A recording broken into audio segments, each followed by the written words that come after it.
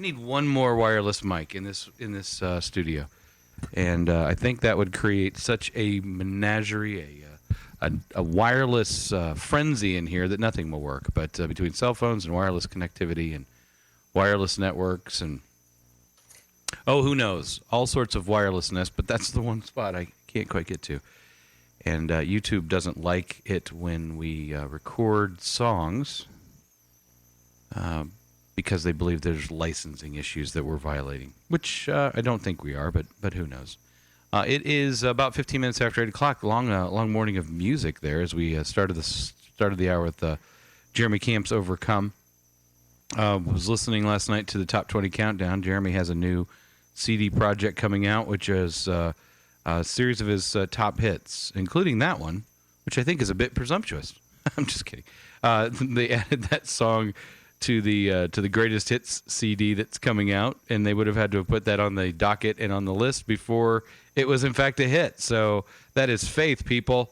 That is faith. And plus, it always cracks me up when you put a greatest hits album out, you put a new song in there and say, you know what?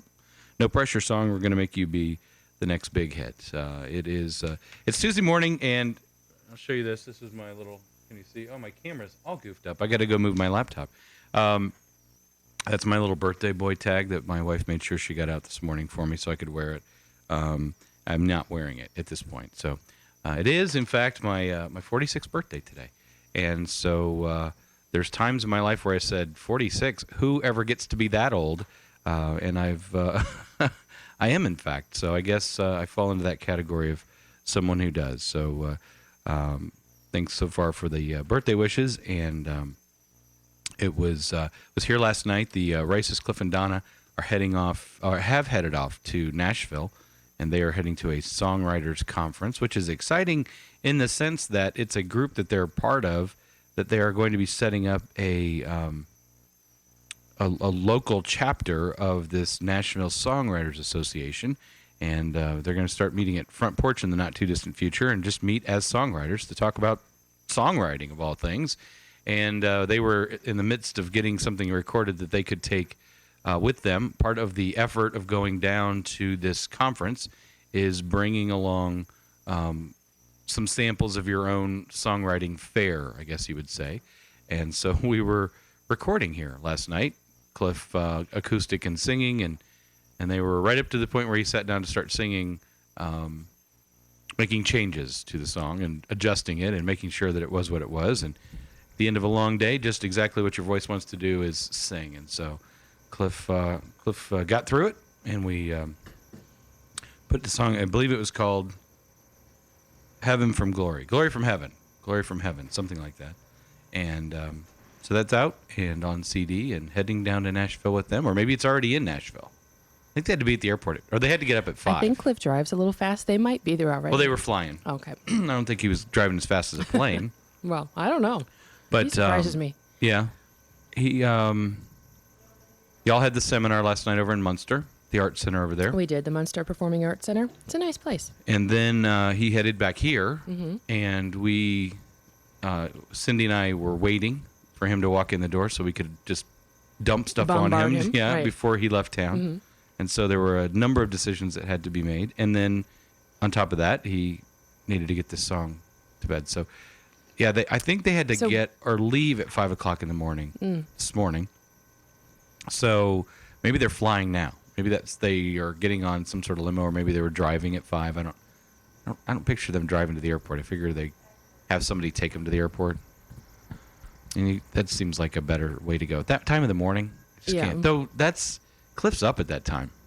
Really? Yeah. Well, I was going to ask have you ever checked voicemail at the office? That's what I hear. He leaves voicemail at the office.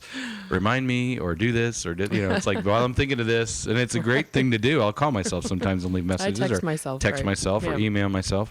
And I email, like when I'm reading, as I'm going through the Proverbs things, there'll be something, or if I'm reading the Bible, I'll email it to myself. So I have it, because I'm like, oh, subject this, remember this for that. And so I'll email it. And so that is, it's funny how we do that, isn't it? I mean, we communicate with ourselves using technology. The older we get. Yeah, I guess that could be. Frequently we do that. That could be. So So how late were you here? about 9. Oh, that's early for you. No, not here. I'm not usually here till 9. And then my wife is drinking tea. She's trying to break herself from Coke. Oh, that's good. Yeah, Like and hot so- tea or No, iced tea? Or iced tea, just and it's iced tea? sugar tea, and Oh, it's still full of sugar? it's still full of sugar. But it's you a know, start. you gotta wean yourself. Right, it's a start. And in all honesty, I don't like coffee, but I could see how somebody trying to get out of a soda, move into tea, unsweetened tea, would not be exciting. I mean, there's a bite to it, there's bitterness to it, something like that. But so you have to work your way out. I think when I went from Diet Coke, I did go to tea. I went to unsweetened tea because I can't drink sugar. I just can't. Yeah, I can't me do either. it. It's blah. And so. It's bad. And I went to like a mass-produced tea that was probably just as bad for me as Diet Coke was, and on net. What are those flavored things? Well, no, it was like in a vending, not a vending machine. What do you call those? Like beverage machines, like so you go to the gas station, there'd be a row of things, and so they have the sodas, A fountain and then pop? fountain. Soda fountain. That's the thing. I was Fountain pop, asking. yeah. It was like on the nose. That's that charades thing. Oh, is that what that was? Yeah, I thought you had an itch. No. Okay. Charades on the nose. On the nose. I thought it was on the tip of your tongue. No, like when somebody gets the word right when you're playing Uh-huh. charades, it's like, oh, that's right. So that's like I did the same thing to my daughters this weekend. They were saying Lauren was trying to share something, and she was getting hung up on it.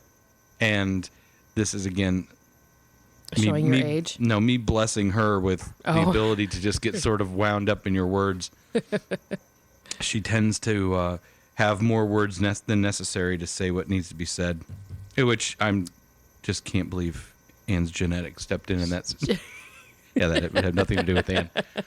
She's just the amplified version. That's all. Yeah, exactly. And so I was like doing like charade things, like sounds like movie, 3 words, whatever it might be. So she's like, "What are you talking about?" I said, "You don't know charades, dude." And she said, "Don't even know what you're talking about." I think that's a lost kind of tradition. I don't know. Yeah, I don't think people that game's still- around. It's like I'm seeing them really push the game of Twister.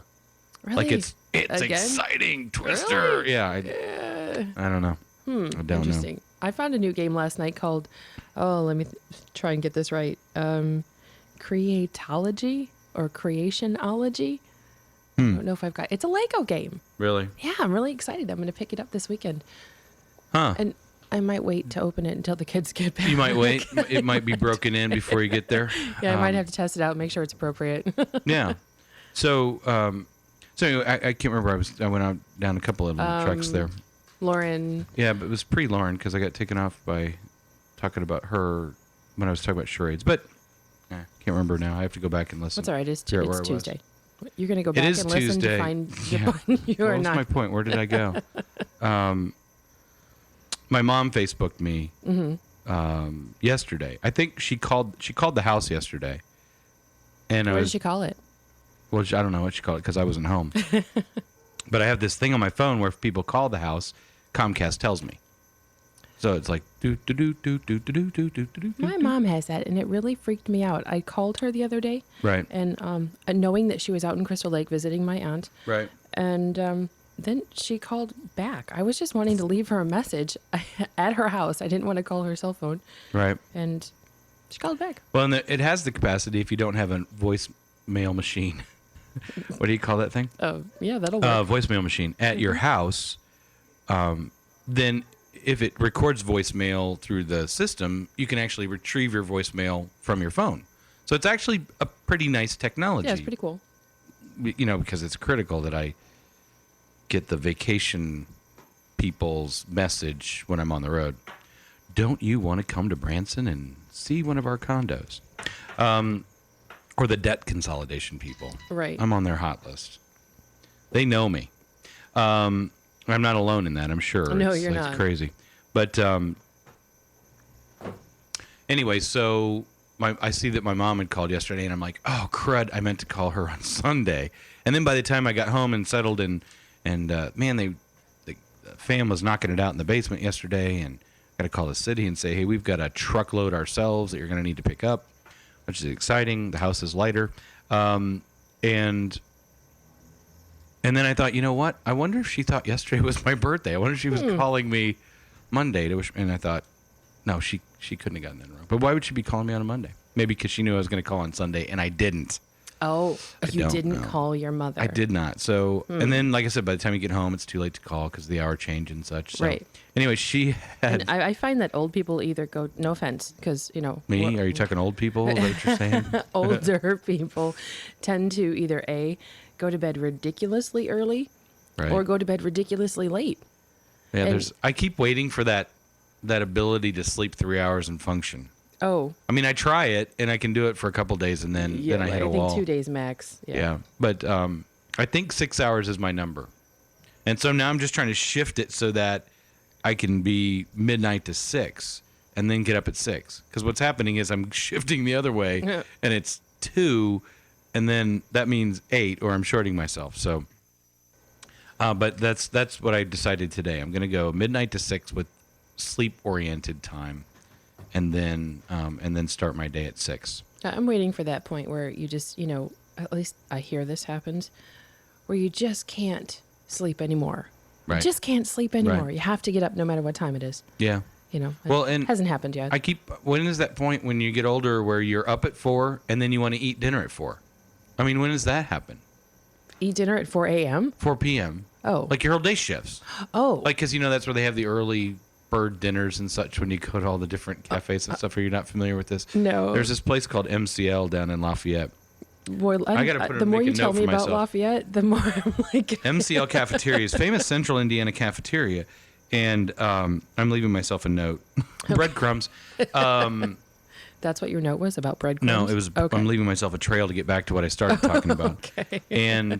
But they always had like dinner, the early bird dinner specials at 4 o'clock. If you ever go to Florida, they always Oh my gosh, have they probably eat dinner 4 at noon. o'clock. They have 4 o'clock dinner things, and it's that busy time to go, which is actually pretty smart for restaurants if maybe they've started it and perpetuated, because then they get a whole wave of people done before like other real people's dinner rush, right? So rush. you get 2 Right. rushes Or and other not as dinner much rush. waiting, right? Exactly. So all right, so my mom Facebooked me, and it dawned on me I put the wrong date on Greg's visit to the show last week, because last week would have been the 20th when Greg was here, and we got a lot of feedback from Greg, which is awesome. He provides a lot of feedback. Yeah. he does He's on very his own. feedbacky. And then he has his fans. So. Right. No. But we've gotten a lot of feedback from his testimony last week, and so that's great. But in that precursor to him being here was my awesome history lesson about the Battle of Tippecanoe. Right. I actually watched this last night. Yeah. It was quite entertaining. Right. And so my mom's post was, what the heck was it? Where did she go? Her post was something about, I enjoyed listening to the show so I can learn the history about my home. Local history. Right. I saw that. That's your mom? That's my mom. Oh. And her name is Ann. Ann, yeah, it is. Oh, because I saw that. I'm like, Ann? No, that's not Ann. That's Who not is Ann. that? Yeah. That's Ann. So. That's the first Ann Skadberg. Uh-huh. And interestingly, my dad's name was Robert. Huh. How So about that? as was me. So there was Robert and Ann Skadberg and Robert and Ann Precursor. Skadberg. Yeah. Yeah. We Funny were the, stuff. We were the junior. We were the junior bunch. The junior mints of the Robert and Ann Skadberg name usage. So, but anyway, Well- so she'd Facebooked me and then and referenced that. So I looked and she said the 21st, and so I went to what would have been the actual 21st, but what I labeled the 21st was Tuesday. So today Yes. is what? The 27th. The 27th. And Right. you say it's your birthday. Yeah. Da-na-na-na-na. Yeah, when I came in, the gals welcomed me into the office. Are you all coming in? You have to stop talking now. I have to stop You have to talking. yeah, and you have to get. Oh, are you all up like in there? actually gonna? In the microphone? Yeah. Oh, while gonna you're sing- doing that, I'm gonna move the camera. Okay, fabulous. Because I did notice with Greg that you couldn't see him at all. You just saw me. I didn't pay him enough to actually have him on camera. He has his own licensing. It wasn't in his rider. He has his own licensing. I can be vocally recorded, but not visually recorded. Okay. No, I'm just so kidding. today is your birthday. It is my birthday. And so we want Look, to... I even have a little tag to prove it. Oh, I was going to bring you a crown and That's make my, you wear the birthday crown that we have at our It's house. the birthday blue ribbon. Birthday Very boy nice. blue ribbon. Very nice. I'll wear that during my client meeting Okay, today. stop talking. All right. And so, they were waiting in the hallway for 5 minutes. All right. We wanted to sing happy birthday to you. Oh, okay. Okay, ready? Happy birthday to you. Happy birthday to you. Happy birthday, Dear RG. Happy birthday to you. Well, thank you. No one's going to do I was the waiting and for many the more. cha-cha-cha. No, maybe that's... Yeah. Run away. What's the zoo one? And many more. How does the zoo one go? What zoo You one? look like a monkey. Oh. And you smell like one too. Thanks. That's awesome. Yeah, I no, appreciate that's that. That's a good ad. Is that Mr. That was Sandberg driving Mr. by? Sandberg. Good morning, Chris. Good morning. And I hope we didn't lose the few people who were listening.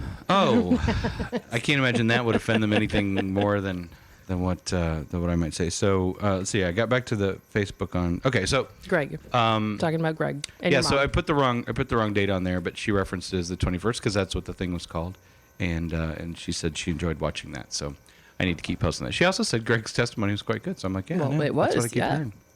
That is in fact the case. So where is my? So two things. I Yes, see ma'am. you have brought VeggieTales back. I Does that didn't mean- watch them. Oh, that's. But I just didn't want wrong. to lose them, and they started drifting back behind things, and so Okay, I do understand that. we just, I mean, like I said, the last few days the kids have been in the basement. We didn't. But it's really see spring each other. break. I know they've been should- crazy busy digging through the basement.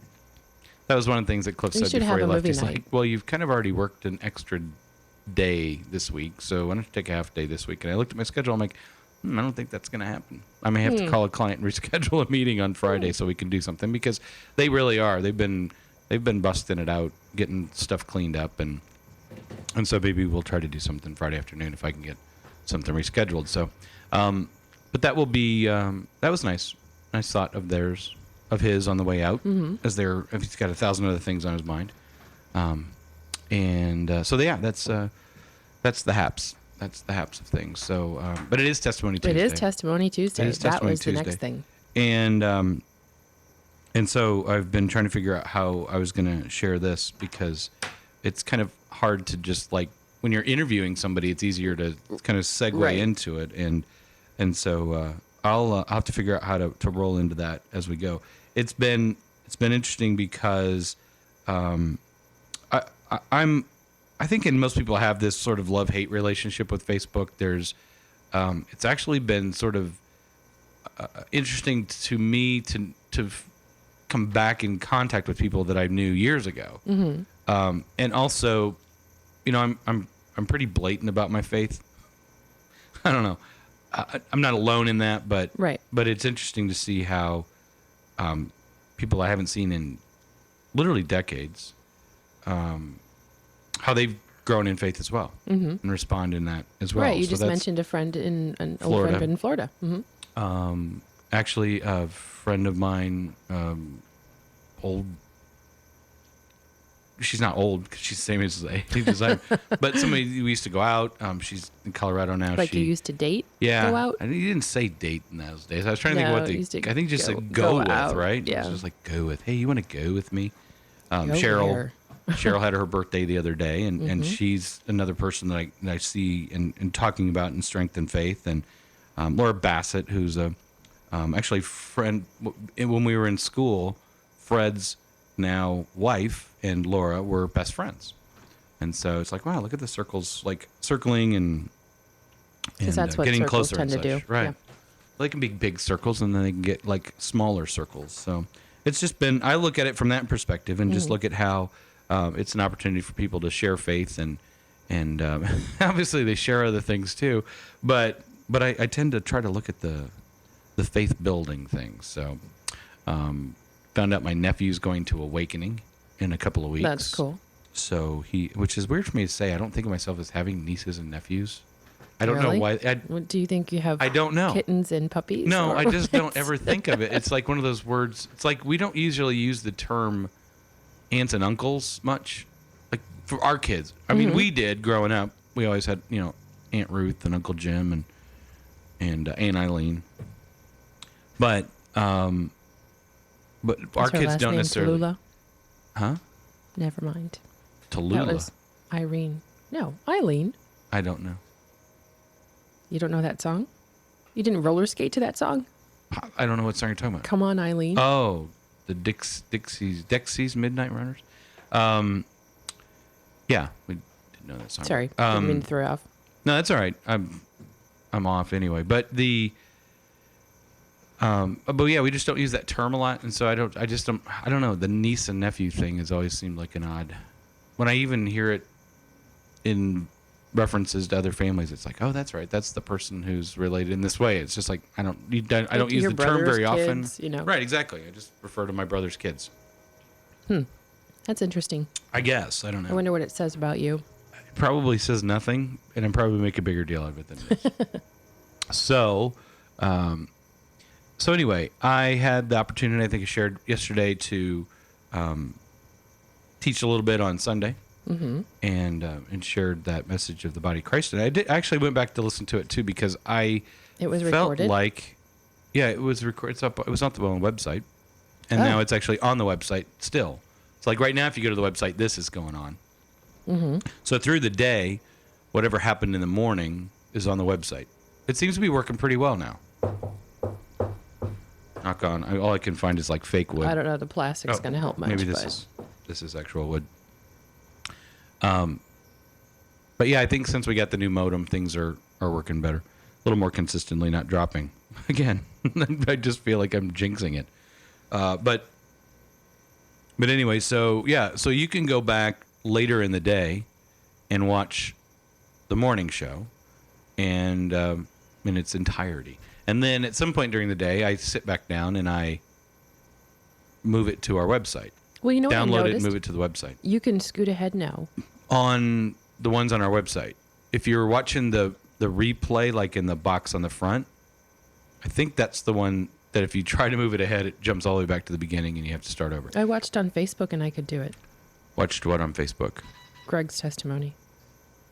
So, Right, but that's the saved version. It's hard for me to say. Yeah, that's okay. I Right, don't if you're looking I at don't our understand that website, much. the one that's embedded on every page, which is like the current show, that's the one that's still on Ustream, and that's the one you can't move. Like you have to just watch it in its entirety because they have commercials and stuff, which is kind of startling because you can't change the sound. It comes in like louder than whatever else it is, and boom, boom, boom, or some crazy duck quacking sound or something. I don't know. I didn't hear the duck. And then, but if you go to the pages within, like Hebrew Anew, go to the Hebrew Anew page, or go to the testimony page, or go to Christian Artist page. Those are actually on on my YouTube channel because I don't have the access to the WITW YouTube channel. Couldn't figure it out. And there is one, but there's very little there because I've somehow lost the password. And I think the username. So try to be kind of standard in those things.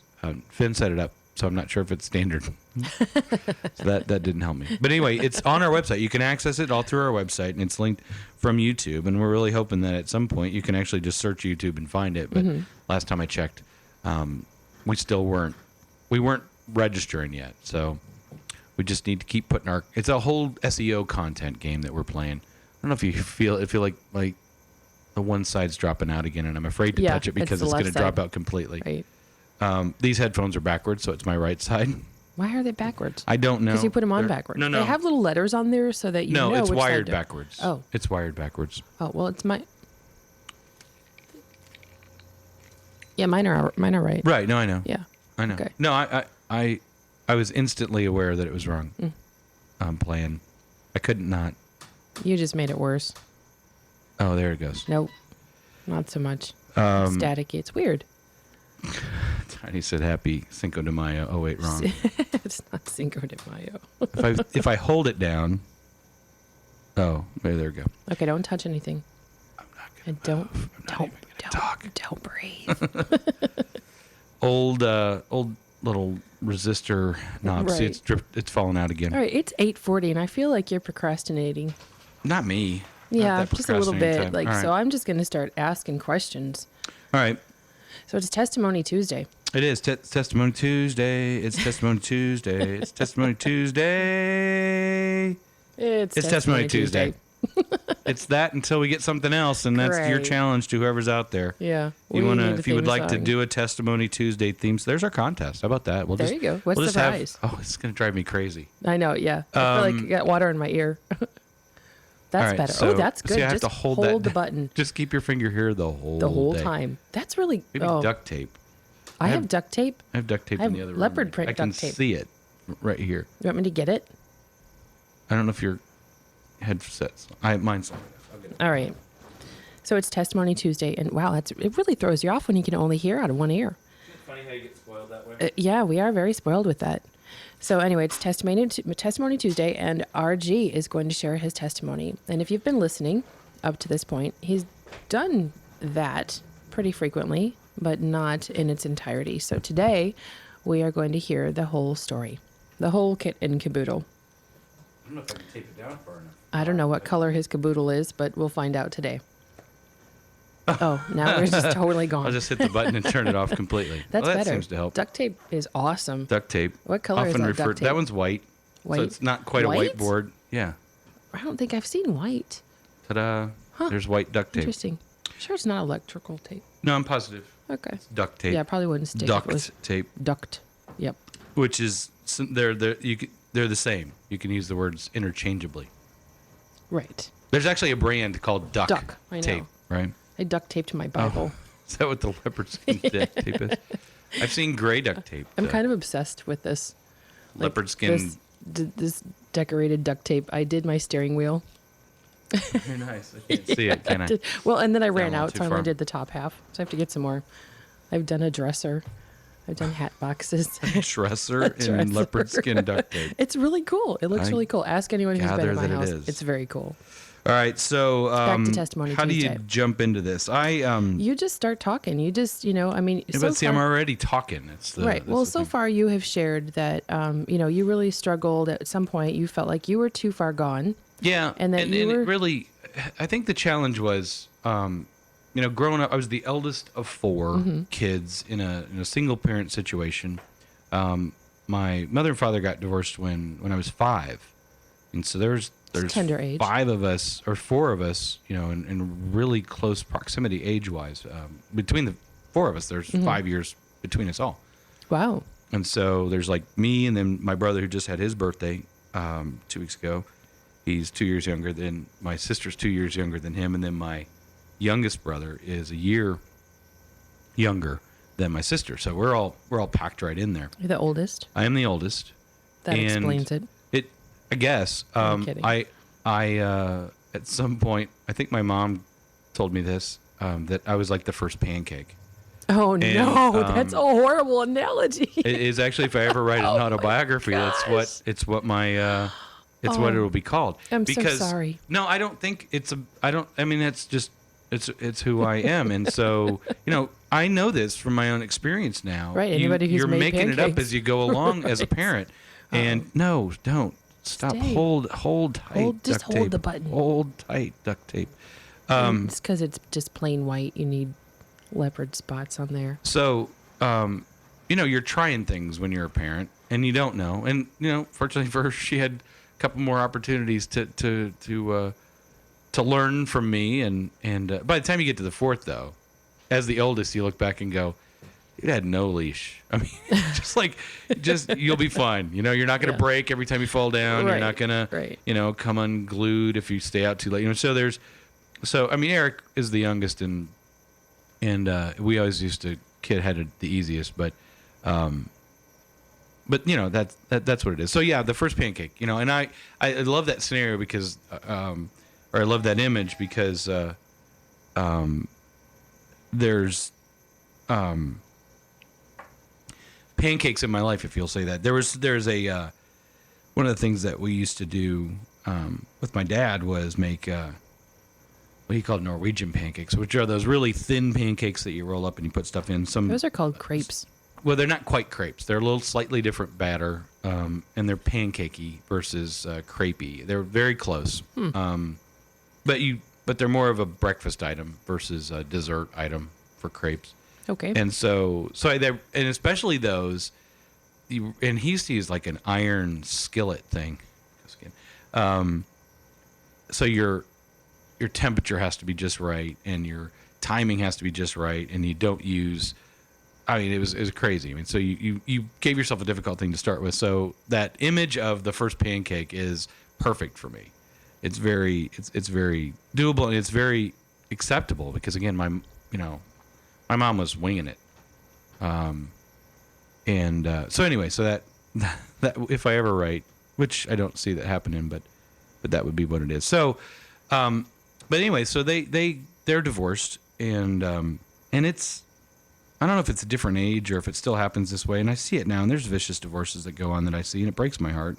And I'll be honest with you, I'm less tolerant for the parents, the people that are going through it, than what the kids have to go through it. Right. And it's that's what really breaks my heart about these things. And we've watched several couples around us go through it now, and it's there's just nothing good that comes out of it. And I just remember growing up being the oldest, being sort of the messenger in that scenario. So that would be the thing I would say if you're going to walk away in a situation like that. Don't put your kids in that situation. You're already going to put them in a situation that you can't understand, right? And you can't do anything about. But to be you tell your mom that, well, you tell your dad this, and you tell your mom that, and I guess it didn't really dawn on me that it was that big of a deal. It was just sort of the role that I played, and can't not let this happen.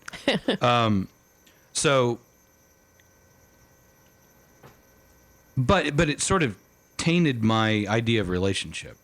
I didn't really have a good model to what a relationship looked like, and so I was making that up as I was going along. I mean, you're a kid anyway. You're having all sorts of crazy thoughts and feelings, and you're probably overreacting to stuff anyway. And I just didn't have anything on to build on that. And so that goes on for your formative years, 6, 7, 8 years, 9 years, and then you start wanting to go with somebody, and it's like, that just, you don't know what to do with that.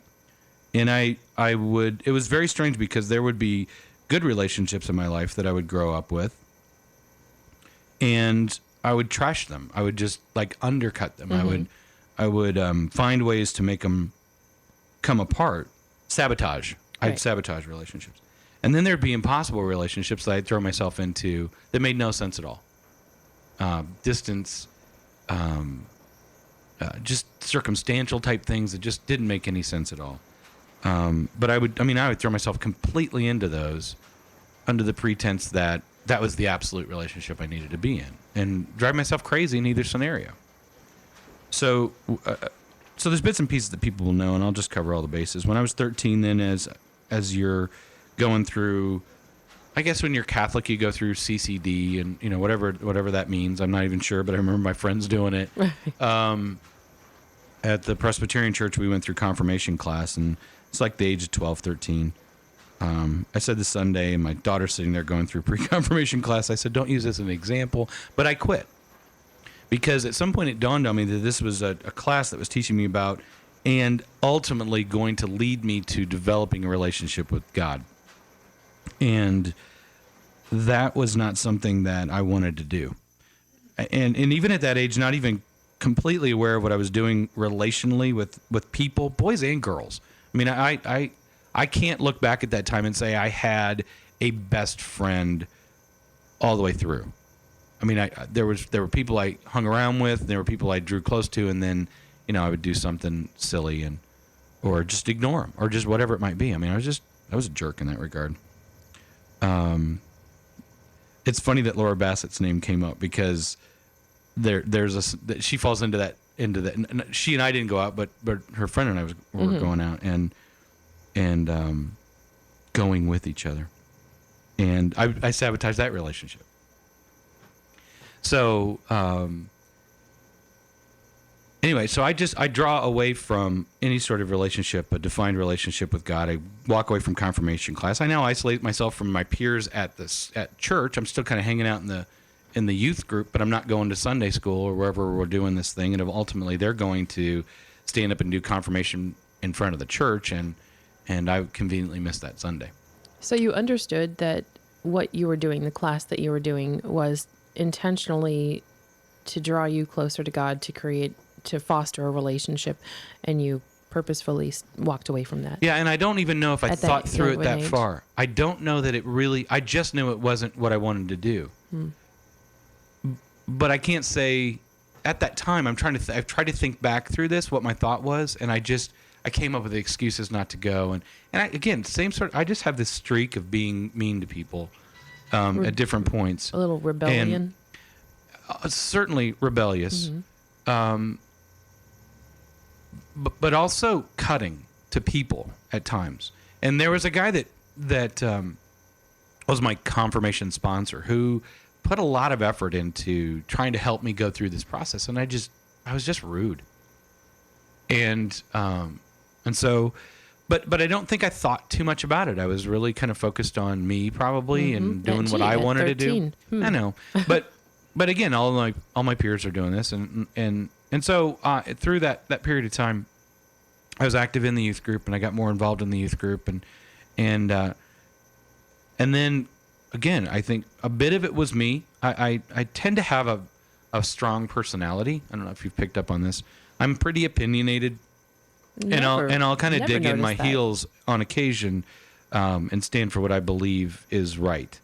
And I had a pretty massive falling out with the church at the tender age of 16. 16. At 16.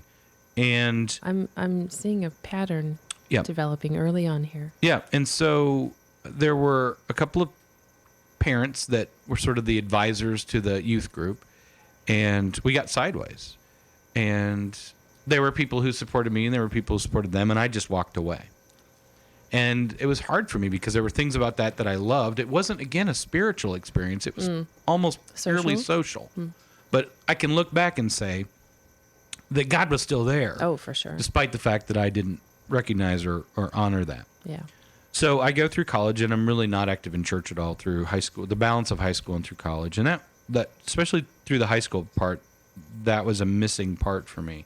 But there was a youth pastor there for a while that was really there and helped me a ton during some tough times. I think we've talked about this book, Wild at Heart, by John Eldridge. It's this book about guys about and their men. constant right. And there's aspects of that I can look back and see. There's this constant wanting to get the appropriate approval from your father that you never quite can get, and again, just flat out rude to my mom, who's pouring herself into her kids and having to do just crazy things to make things work.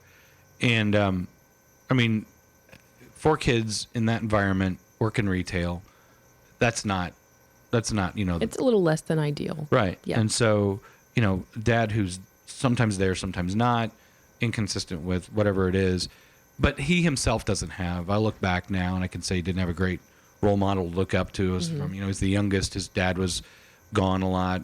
That was a different. So you can continue to look back and see that. And I will say that one of the things that even in that age I said, I will learn from my father how not to be a father, which is a horrible thing to say, but there were just things that I said, I'm going to not do that when I'm a father. And so that, but to learn negatively is not a good thing. And it just sort of embeds a bad thing in there. And so now, again, it just is defining relationship for me because this is what my relationship with my dad is. Right. I've been continuing to undercut the relationship I have with my mom. And meantime, just relationships with other people in my life, I'm just finding ways to sabotage.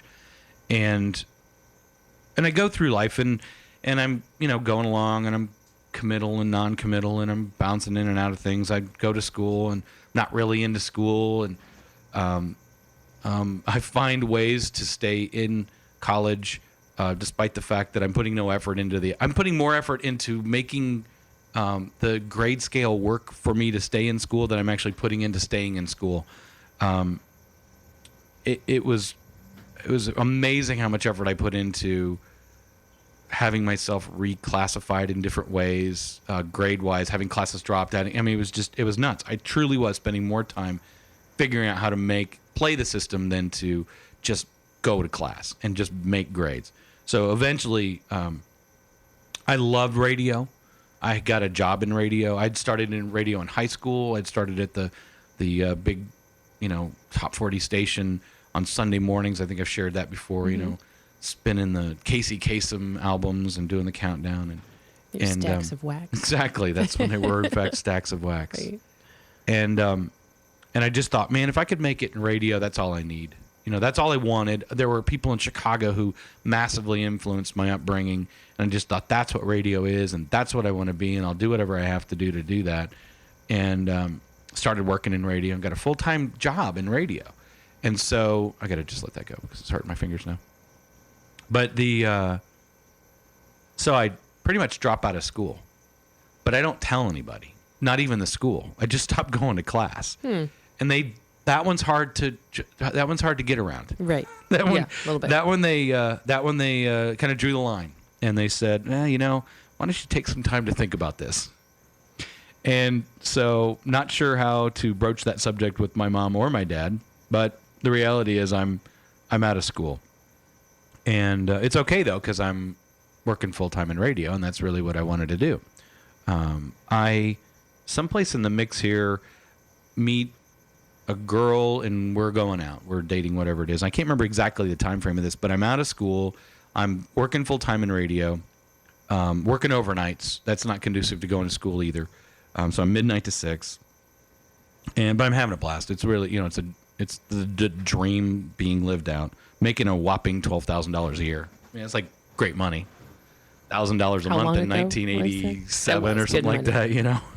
I had insurance, didn't even know what that meant. But so I get this opportunity to go work at another radio station. This is how radio works. You move to a different market in order to move up. And so I moved to a afternoon shift in Kokomo. Man, I'm moving up in the world. I'm going to Kokomo. And someplace in the mix, because of my shift, I talk to a lot of college kids on the air or on the phone or whatever it might be. And someplace in that mix, and this is a God thing that I would never have recognized as a God thing at the time, but Ann calls the radio station. She's a freshman at Purdue at the time.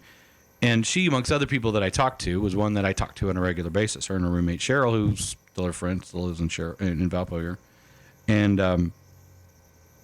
And so she was one that I talked to for an extended period of time. There were other people I talked to, too. I didn't really make that big of a deal out of it. But we never met. We just talked on the phone. There was one time, I guess, they tried to come out to the station and didn't make it. But that was intriguing. And so, but at the time, I'm seeing someone. And I end up moving to Kokomo. No, I moved to Noblesville. And I'm living with this girl. Not proud of it. But that's the reality of it. Working radio, loving life. Making probably $20,000 a year. No, $18,000 a year. Now I'm making big time money here, working afternoon drive in Kokomo. I get drawn to Logansport to be program director and mornings person in the same time. I mean, it's like escalating quickly. Not really moving up, but I'm moving in a bigger position. Still not any relationship with church or anything like that. Now I'm like semi-engaged with no date, no nothing. I mean, it's like, I guess we are supposed to do this now and go forward. I'm just chasing radio at this point. Now, someplace in the mix, I actually righted myself with Purdue. So if I wanted to go back, I could go back, but I don't know why I did that at the time. I had no intention of going back. But I'm just playing radio and having a good time. Suddenly that goes away. I get sideways with the general manager, call him out on something he's not supposed to be doing. I was absolutely right, I will say to this day, and I would say it to him at the time. I mean, if he was sitting in front of me now. He was doing something that just wasn't appropriate. And next thing I know, I'm out of a job. So here I'm in Logansport. My live stream is blown up before it's even taken off. I have no idea how I've gotten to this place and where I'm supposed to go now. So I run to Houston. My dad lives in Houston. Houston, Texas. That's a little bit of a jump there. On a whim, I pack up a van and I move to Texas. With the girl? With the girl. With the girl. And and I start working in restaurants, and I have no idea what I'm doing with my life now, because this is about a year in the making. I mean, this is just like super quick going on here, maybe a little more than a year. But I'm in Houston now, and my dad's in the restaurant business. He gets me hooked up with the good folks at Little Caesars, and I go through their management program. I'm on fast track to management, and I start drinking. Because what else is there to do when you don't have a group of friends or whatever? Yeah, just holler at them and have them close the door. And so I am. There's an unfortunate, I guess, trend in my family, on my father's side especially, where alcohol is not a friend, and Or a little too friendly. yeah, it's a little too involved in our lives. It was tremendously impacting on my grandfather, and my dad had a real issue with it. My dad's brother, and that doesn't bother me, because I just go ahead and say, well, it's good for the goose, I guess. And so I'm not really thinking about it. I just suddenly am doing it. In the free time you're drinking, and when you're not free time you're drinking. And I'm working, and I'm having, I'm making great money now. I'm making $20,000 a year. And what else are you going to do with it? In And restaurants? in restaurant management. Oh, management. Okay. And then I get recruited away to another place, and they're fast tracking me through a management thing. And the relationship with the girl is never been rock solid, kind of fringy anyway. And she's in Houston now. She knows even fewer people than I know. Not connecting, trying some things, not working out. So that relationship's really breaking bad, but that's okay. I've got alcohol to soften the deal. And really the other thing that I'd hoped had happened in that situation was the relationship with my father would work out. That's not happening either. And so, but it's okay. I've got my job, and I've got the bottle. I've got the Corona. It was very popular at the time. And I've never been a hard alcohol guy, but you can make it up in quantity. No, never mind. But at some point, I just start looking at myself going, this wasn't what I thought was going to happen. And I had no ground for anything. And then out of nowhere, this weird fight starts with the girl.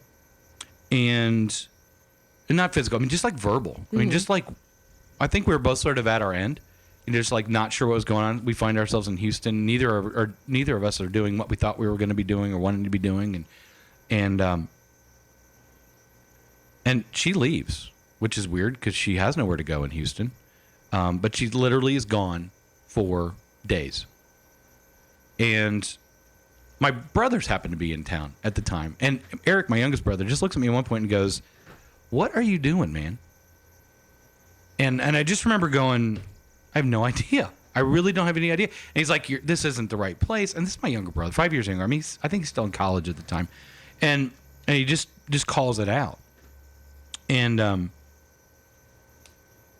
it was really a very pivotal thing. And I just remember not having any clue what was going on. And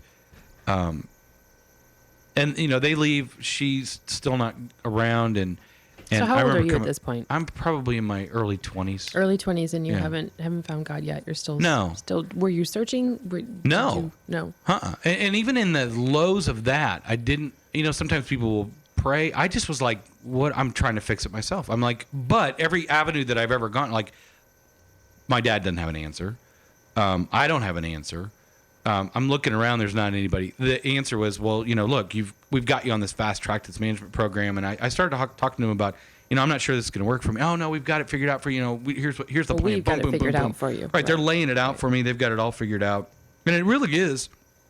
In all honesty, if it's what all I had, it would have been I could have made a good career about it. I mean, Right. they had a plan for me going forward. There was something they saw in me that they wanted to invest in, but it just wasn't clicking for me.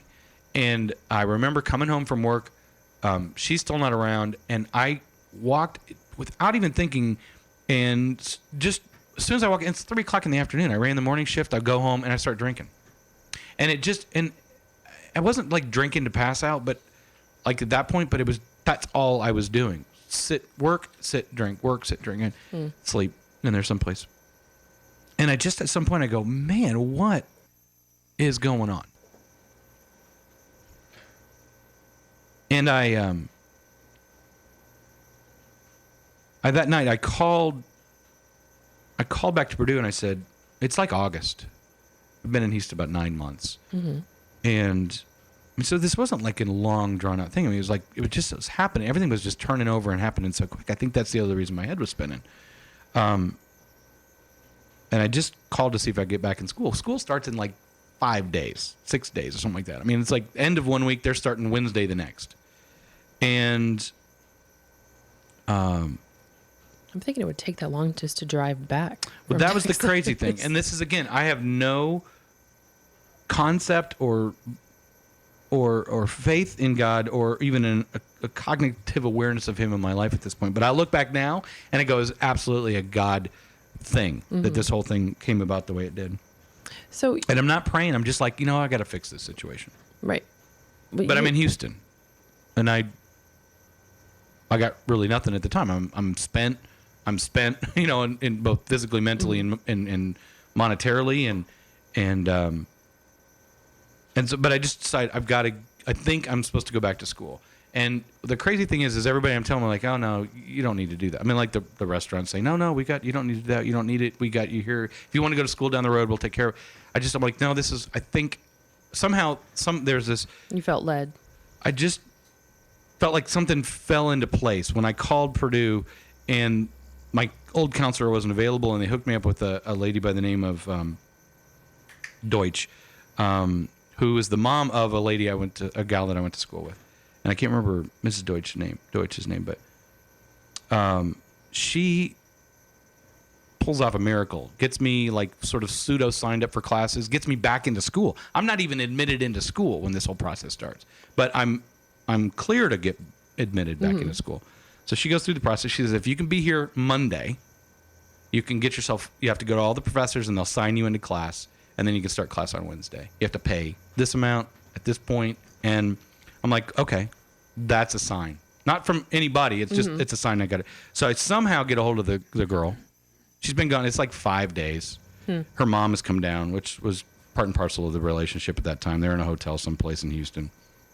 And I said, we're moving back to Indy. I'll move you back to your parents' house or wherever it is. And I call my mom. Mom's letting me in there. I call the radio station. They have an opening in the evenings that they're getting ready to fill. Wow. So things are just like click, click, click, click, click. And so I drive all night over the weekend, leave her stuff on Sunday in Indianapolis, walk away from pretty much everything, save for a few things, maybe my stereo, my bird, and my cat. It was maybe in the clothes that I had. Moved back in with my mom, who graciously takes me back in, and very prodigal son-like. And I start going to school. Well, I start working on the radio station too, and Ann calls. She's like, aren't you the guy that used to work so-and-so? And I'm like, oh, you're that gal that I used to talk to. And so we start talking on the phone, and I'm going, Is this a birthday surprise? Look I at don't have any clue. Yeah, I think it's It's RG. I am This RG, is. yeah. Happy birthday to you. Oh, happy Thank you. birthday. Mom. What's that? Love, Mom. Oh my gosh, how funny is that? Love, Speaking Mom. of Mom, thank you very much. Oh, that's so awesome. That's so sweet. A Look at sandwich. that. A sandwich. That's awesome. Thank you. Thank Thank you. you very much. Birthday. Thank you. Appreciate that. How cool is that? That's awesome. Gosh, Mom. South Bend chocolate I'm delivers. jealous. Yeah. That's what it is. That's awesome. Feels like a shake. It's perfect. So anyway, It looks glutinous. You I'm shouldn't back. eat it. You're right, exactly. Whipped cream, that's not gluten-y, is it? No. So there's a little shake for my That mom was and a sweet. sandwich. I wonder what kind of sandwich it is. All right, So did she call from Lafayette and order that? Yes, she would have had to call from Lafayette. She knows a few places in town to cute. call. She called Strongbow when we were That's all sick one awesome. Thanksgiving. Yeah, she's good that way. Mom Skadberg rocks. Yeah. Just saying. She does. Yeah, And that's pretty so cool. anyway, and let's go back to that. She's now let me come back into her house. Yeah. And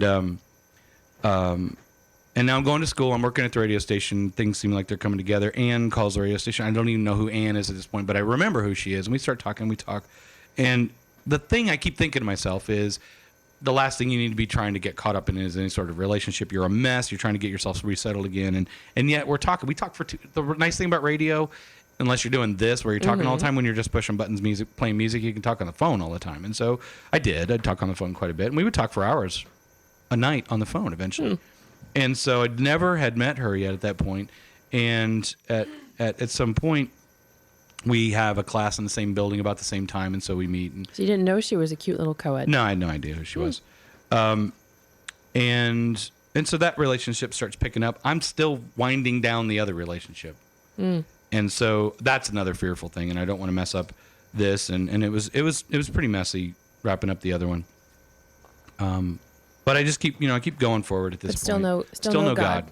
Still no God at this point. So I'm still kind of directionless. I'm still trying to figure out what it means. I'm going to school. I'm working through the school thing. In your early 20s? I'm working through the 20s. And so that relationship, of all the relationships I've messed up in my life, there was something that clicked when we actually started spending time together and talking. And this was really a hard thing for her to accept. But there was something that was, in fact, laid on my heart that I wouldn't have recognized as a God thing, that just the kismet I would have given credit to, of how Anna and I's circle kept coming back together.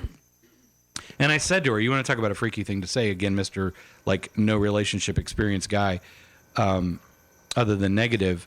I say to her after we've like been meeting and talking, and we've gone out a couple of times, and I say probably the end of week 2, I'm like, you know what? I'm willing to wait for whatever necessary for this relationship to work. The undercurrent to that is the running joke in her house is that she's not had any long relationships, and so they have a countdown clock in her sorority for how long it became a joke, and almost a bad joke at that. But there was times I'd be waiting for her, and so I got to know a lot of the other girls as I'd sit downstairs, and so they're like, "Hey, you're still around," and so it was quite. I found it humorous. She found it less humorous, but that's all right. And That's pretty much the story of our life. But still no relationship. Not even on the horizon. We're not.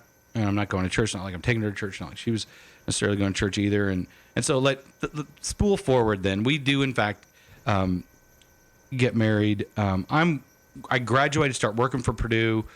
Things are going the right way. Go ahead a little bit. We have our 2 kids. I bounce around a couple different jobs. I'm back at Purdue, and it's the end of probably 2005, and I am going into a deep, ridiculously crazy depression. The alcohol thing starts creeping up again. It had come and gone at different points in my life. I'm working at home, and out of my office for Purdue, out of my home office for Purdue. So I'm not around people during the day.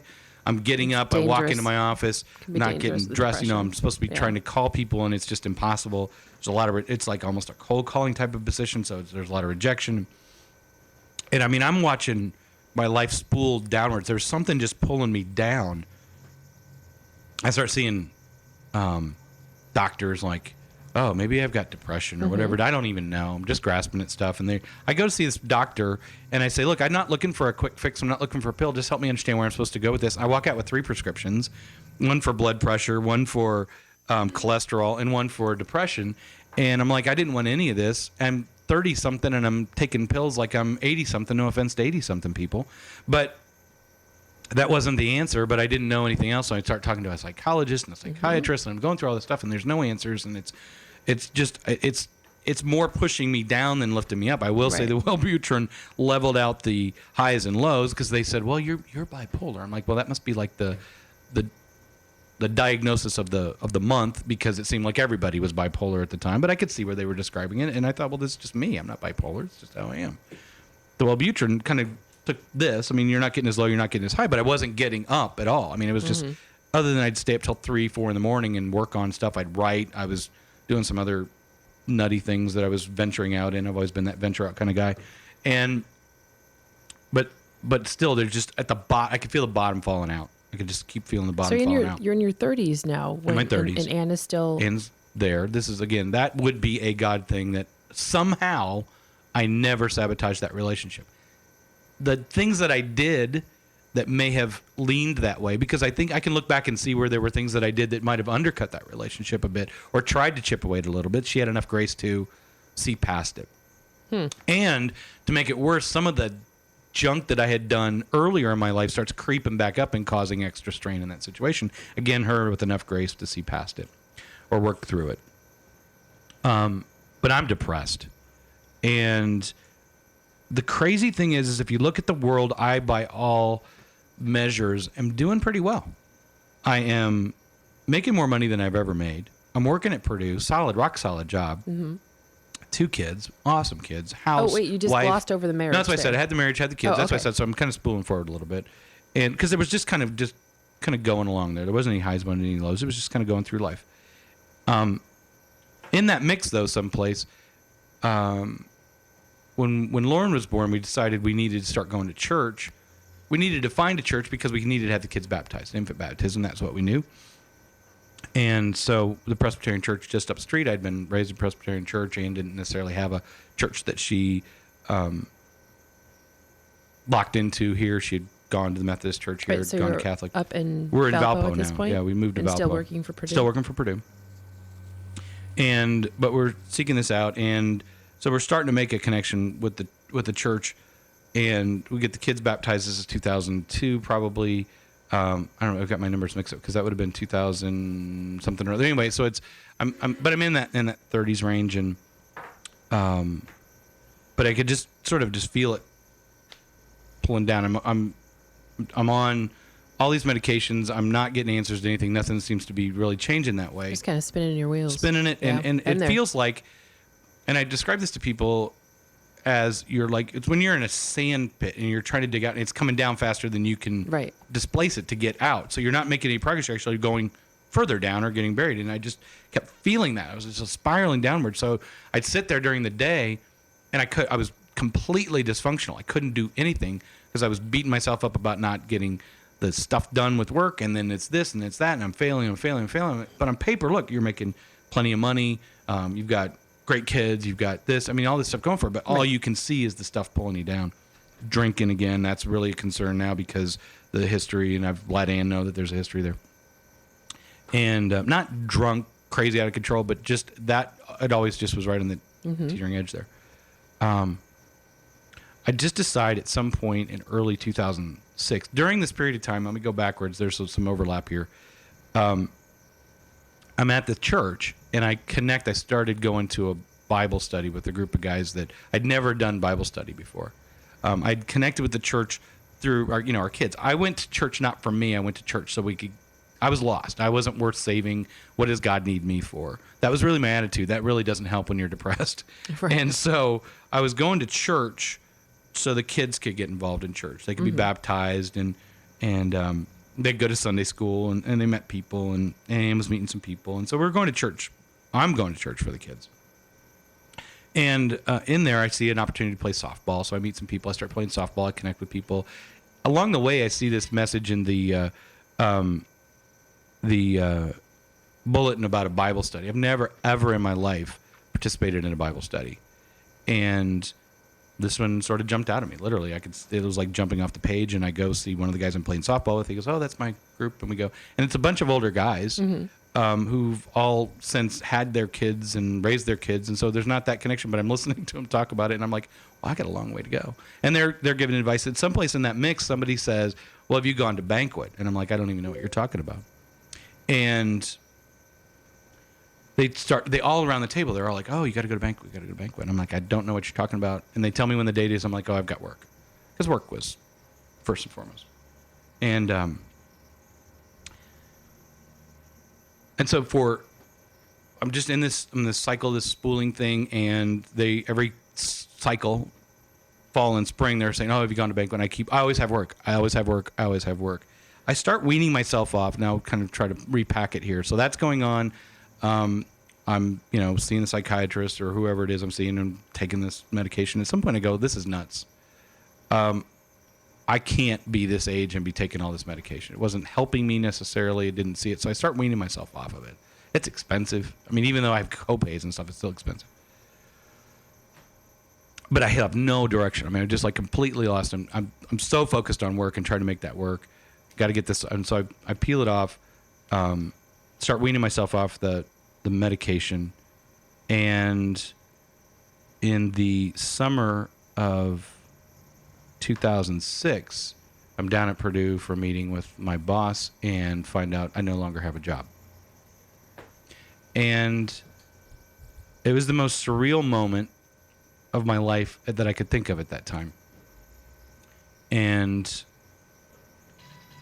I'm not totally surprised by it, because it was a temporary position to start, but I just wasn't ready for that to happen. Right.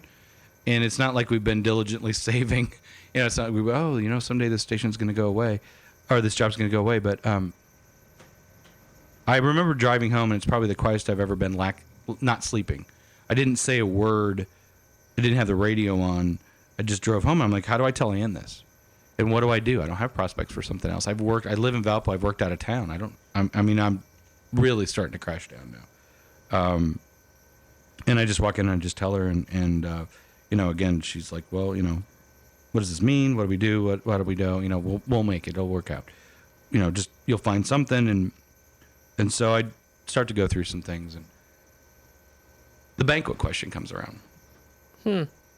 Hey, are you gonna come to banquet this fall? Well, my primary excuse, which has been the only excuse I've given, is not there anymore. And I look back words and I say, God has a habit, or I should have it. God has the capacity to clear my decks so that I can focus where he wants me to focus. But I wouldn't have given him credit for that at the time. And so I go to banquet. And during the process of going to banquet, within banquets, and we've talked about this, and I hope we all have the chance to go, and I'd be happy to share it with anybody else. There's different versions. Walk to Emmaus banquet. There's a Catholic version too. Within 5 minutes of me being there, I'm like, every excuse I ever put up was stupid. I mean, who did I think I was? Well, I knew who I thought I was, but God had put me right there at that time, and had the intention of getting my attention. And so Thursday night you go in and you have that experience. At Friday, from the drop of the hat, I'm in tears. Doesn't even make any sense. There's nothing topically happening that's that emotionally wrenching. But I am just a basket case from the drop of the hat. And it doesn't make any sense at all. But God was like really starting to work on me. And I didn't realize it even at the point. I wouldn't even have said that until more recently. But what eventually was revealed was during this talk on sacraments. It's a fairly academic talk. Here are the sacraments that, these are the things you do in relationship with God and your relationship, and we do these things to demark a certain thing. And one of the things that the sacraments that they reference is confirmation. I'm taking notes, and I stop when he says confirmation. and you can go back to my notebook because I started just jotting. I don't remember the rest of the talk.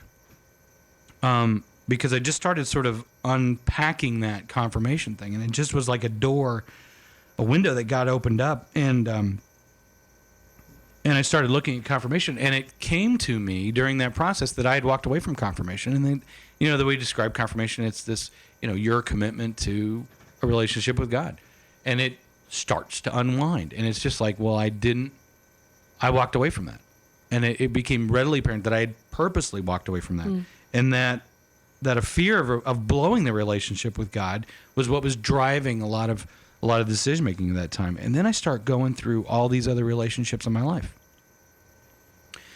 And it's at that point, well, it never even crossed my mind how awful I was to people. It starts to really unpack itself at that point. I mean, my marriage would have, for all practical purposes, a good marriage, but there was just I had not completely committed to it. There was some holdback that I had because I hadn't done anything dramatically bad, anything to undercut it, but I hadn't really committed to it to fully commit myself to it. I didn't understand the covenant relationship of marriage, which was another sacrament. One before commitment, so I got that before I tuned out. I mean, that shocked me. The covenant of marriage. I mean, this is a commitment between you and your wife and God. Really, I never got that. I must have fallen asleep during the message from the pastor at the wedding. It's all starting to unwind, and I'm just like thinking, how god awful was I to my mom, and looked at these other relationships that I'd really just trashed along the way. And I mean, I am a basket case at this point. This is Saturday morning, and I am just heaving, openly, just physically broken. And I mean, I have no idea. I can't put my finger on where it's going, why it's going, and what it's doing. Anyway, there's a process that this thing goes through, that this weekend goes through, where you have this opportunity to address these things. And Alone or with someone? individually, but collectively. I mean, so everybody has this individual opportunity. And the layout of the camp is such that the chapel that we all meet in, so we have these talks and there's another talk. And I mean, I'm busted open, wide open now. I mean, literally inconsolable. And people are handing me boxes of Kleenex, and they go to the dinner napkins because the Kleenexes are just going through. I mean, I truly am beyond help. I mean, it's embarrassing looking back and probably rather distracting to everything else that was going on. We have to go up the hill to chapel, and I literally am so lacking the capacity to breathe because I'm so just like broken and physically weakened that literally they're helping me up the hill. It's a rather substantial hill to get up to the chapel. When we get to the chapel, I sit down, and there's this opportunity to just stand before God and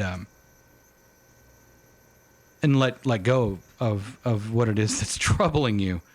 And I still don't necessarily know what it is. But I do remember saying in that moment that God had seen this moment long before I knew it was even a possibility. And that that I had really been pinning relationships on things that weren't appropriate to pin, and defining relationships in ways that weren't good for me or for people. And then I don't remember what I said. I have no idea what I said, but I probably talked for a while. And You never. yeah. I'm still just like, I'm not even sure if words are coming out or if it's just sobs. And we're standing, I'm sort of this altar thing, and then I go back and sit down. And I'm still just weeping. And I finally just fold over in the pew. I mean, I'm just like completely just buckled over. And Gary Gurman, one of the guys, and this, kind of funny, is I talk about Body of Christ. Gary Gurman was one of the guys at that table at the original Bible study. Several of the other guys are on team at Banquet that weekend too. Well, I bet they were praying for a long time for you to get there. Yeah.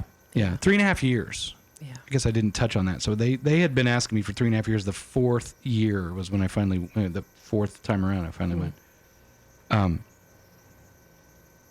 He tells the story later that when I was sort of bent over, just like folded in half, he went to just like sort of pat me on the back and just like pulled his hand back, because it was like there was this like shock thing that like visibly, like physically felt.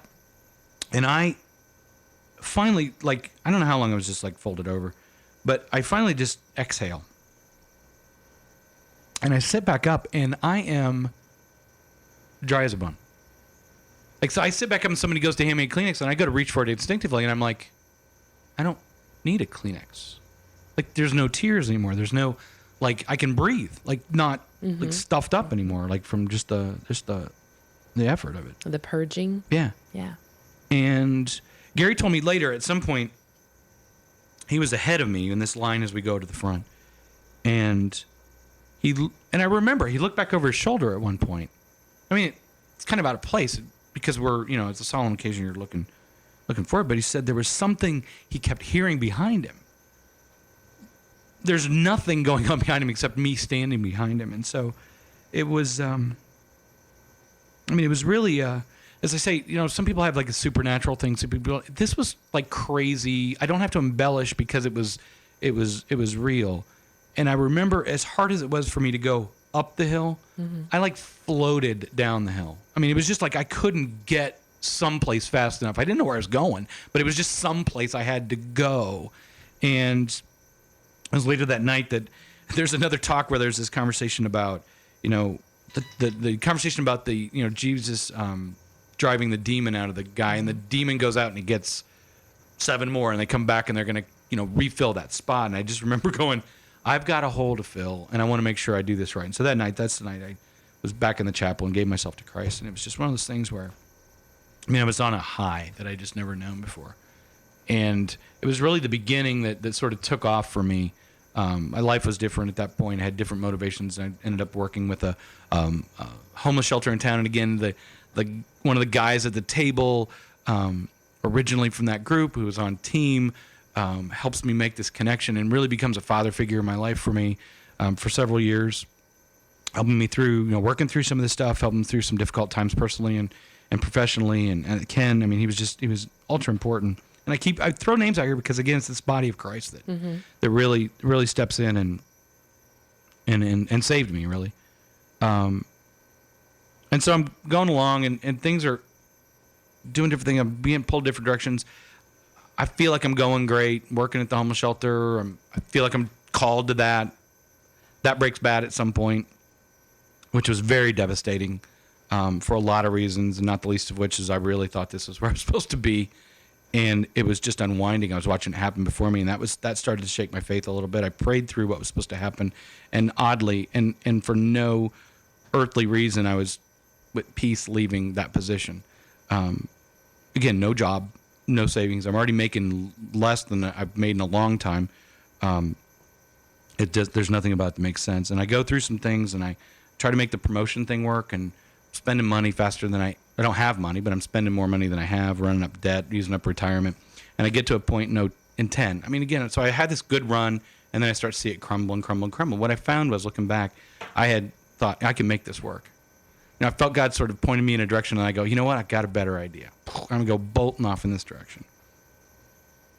But of course, I didn't see it at the time that way. But I reach the summer, and I'm starting to feel this depression stuff come back again. And I really am like, okay, maybe I was wrong on this faith thing.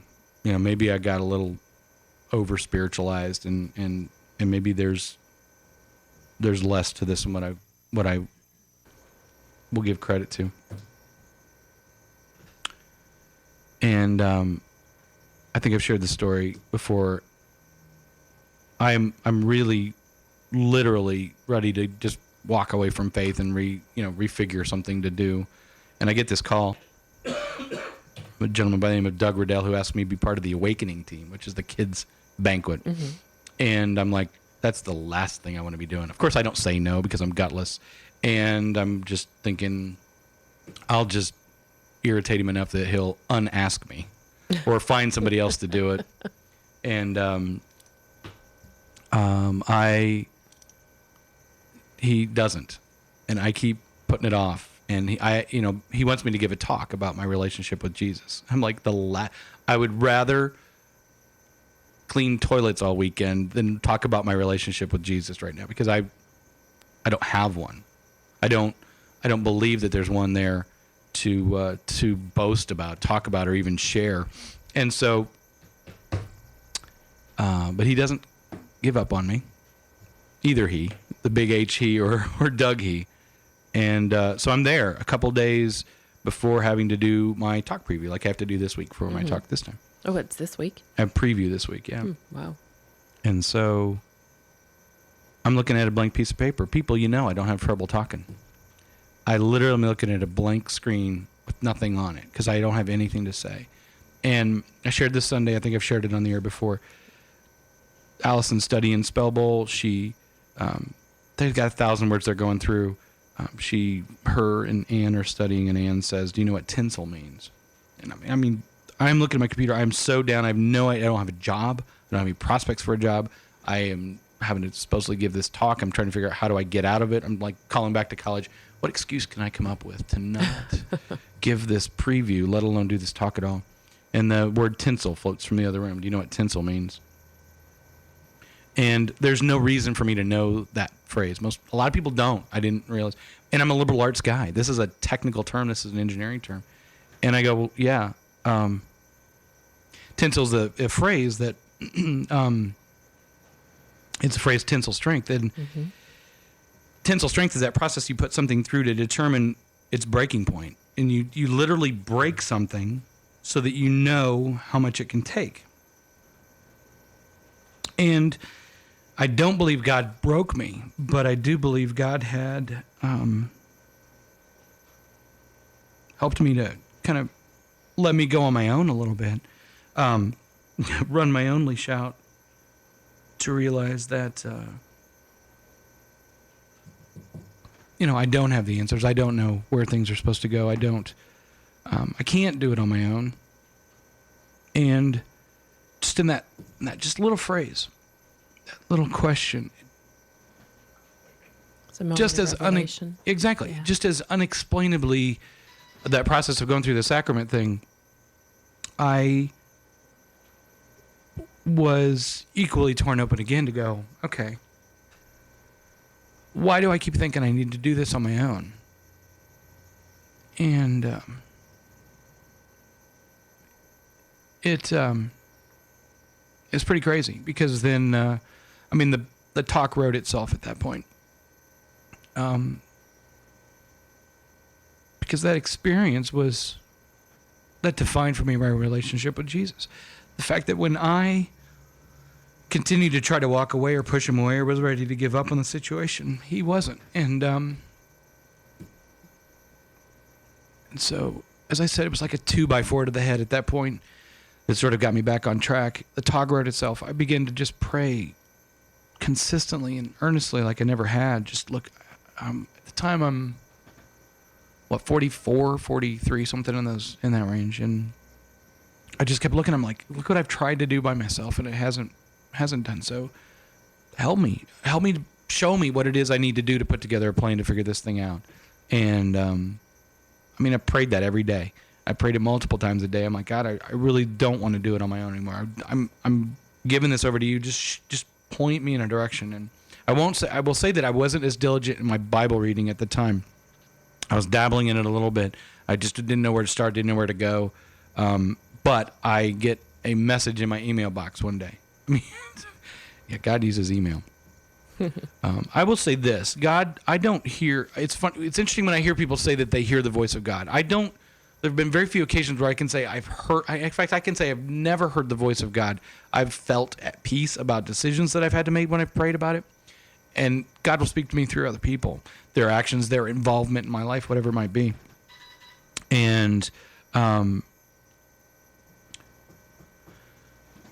so I get this message, and people, I often reference Rick Warren, and maybe I over-spiritualize him, but I believe he does a lot of good in the world, and he does a lot of good for people. And you can question his theology, you can question some things about him, but at his core, he played, or his people, his group, played a big role in getting me in the right way. And I do believe it was a God-led thing, and not just for me, but thousands and thousands of other people. They started this thing called Decade of Destiny.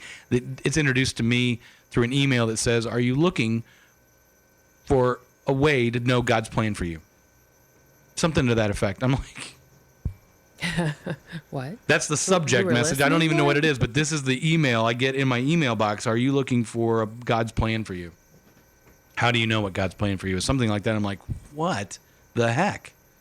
Literally, prayer answered. And it lays out this 9-step plan. How do you plan, evaluate where you are, where you want to go, why you should be doing what you're doing, and go through that process?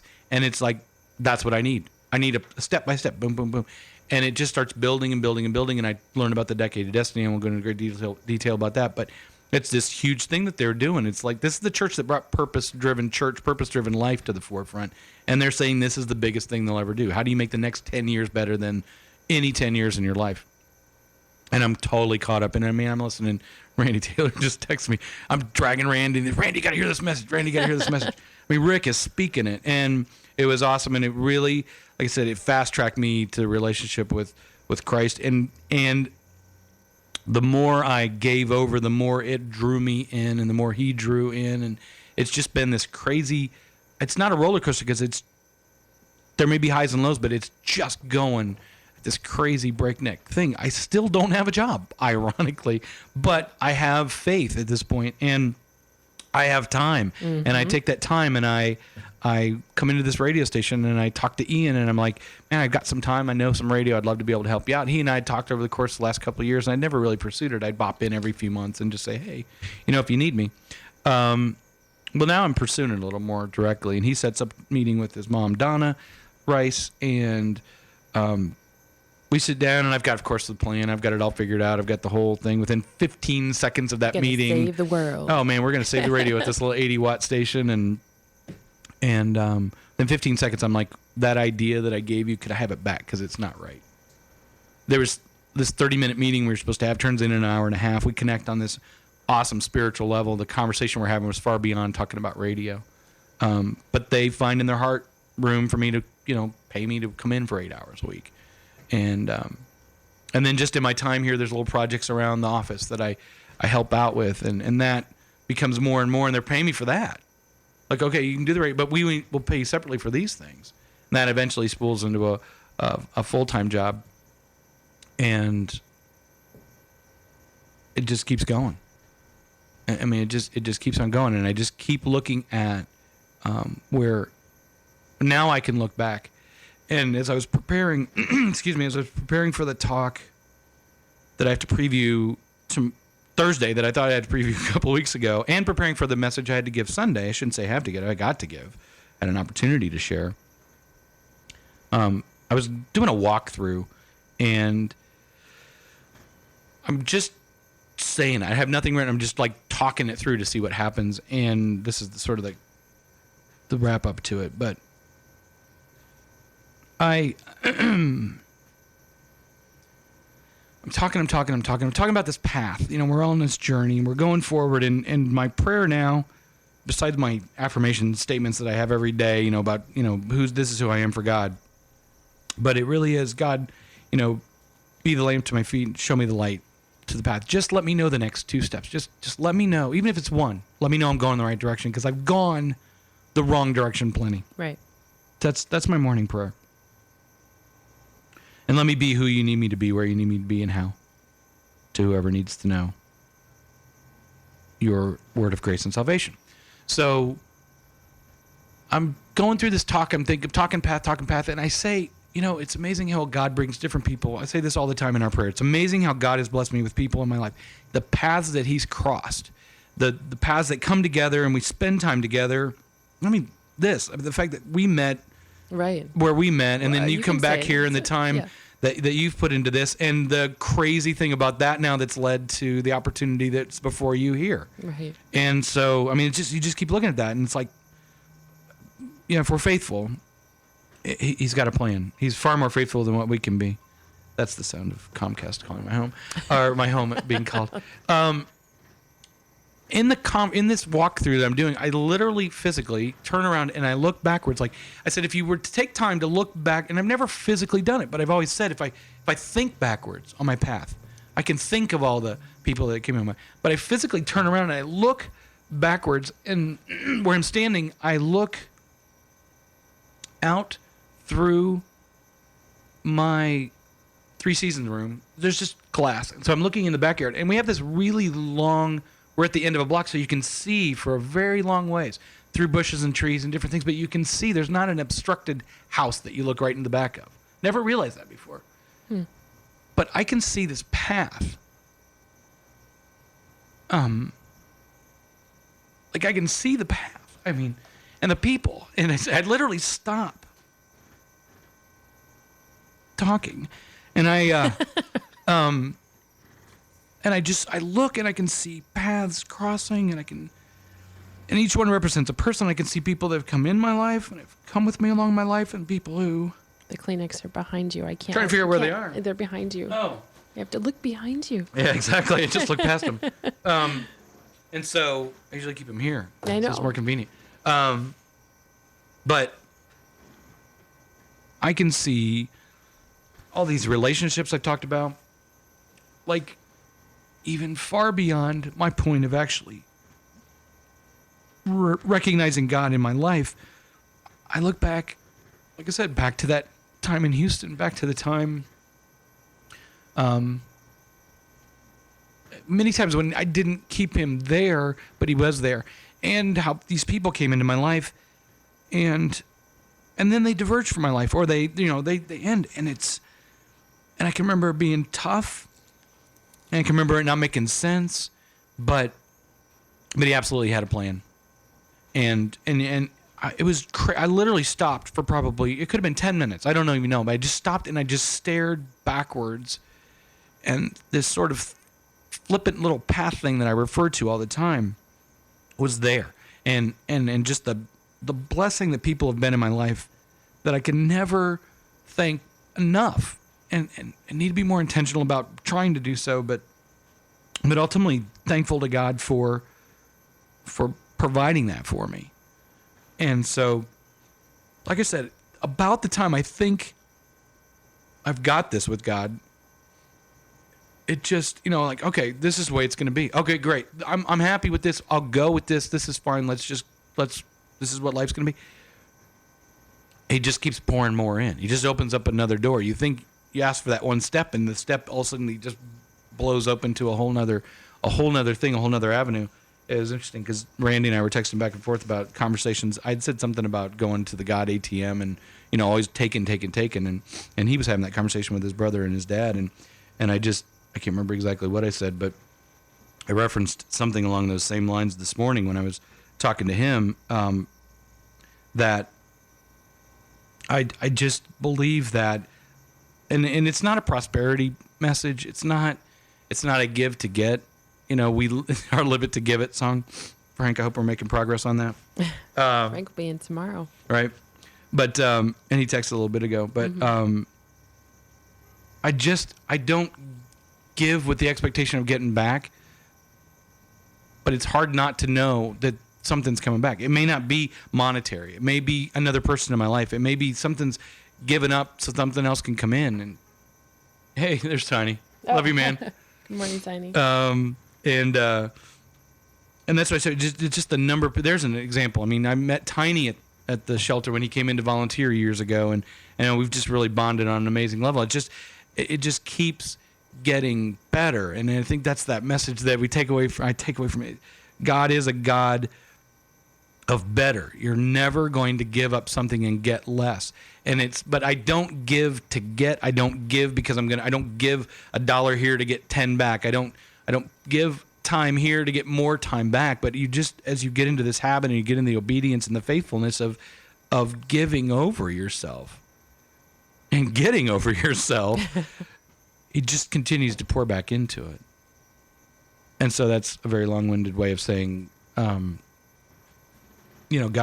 has forever changed my life. And the charge now is, how do I take that to the next person?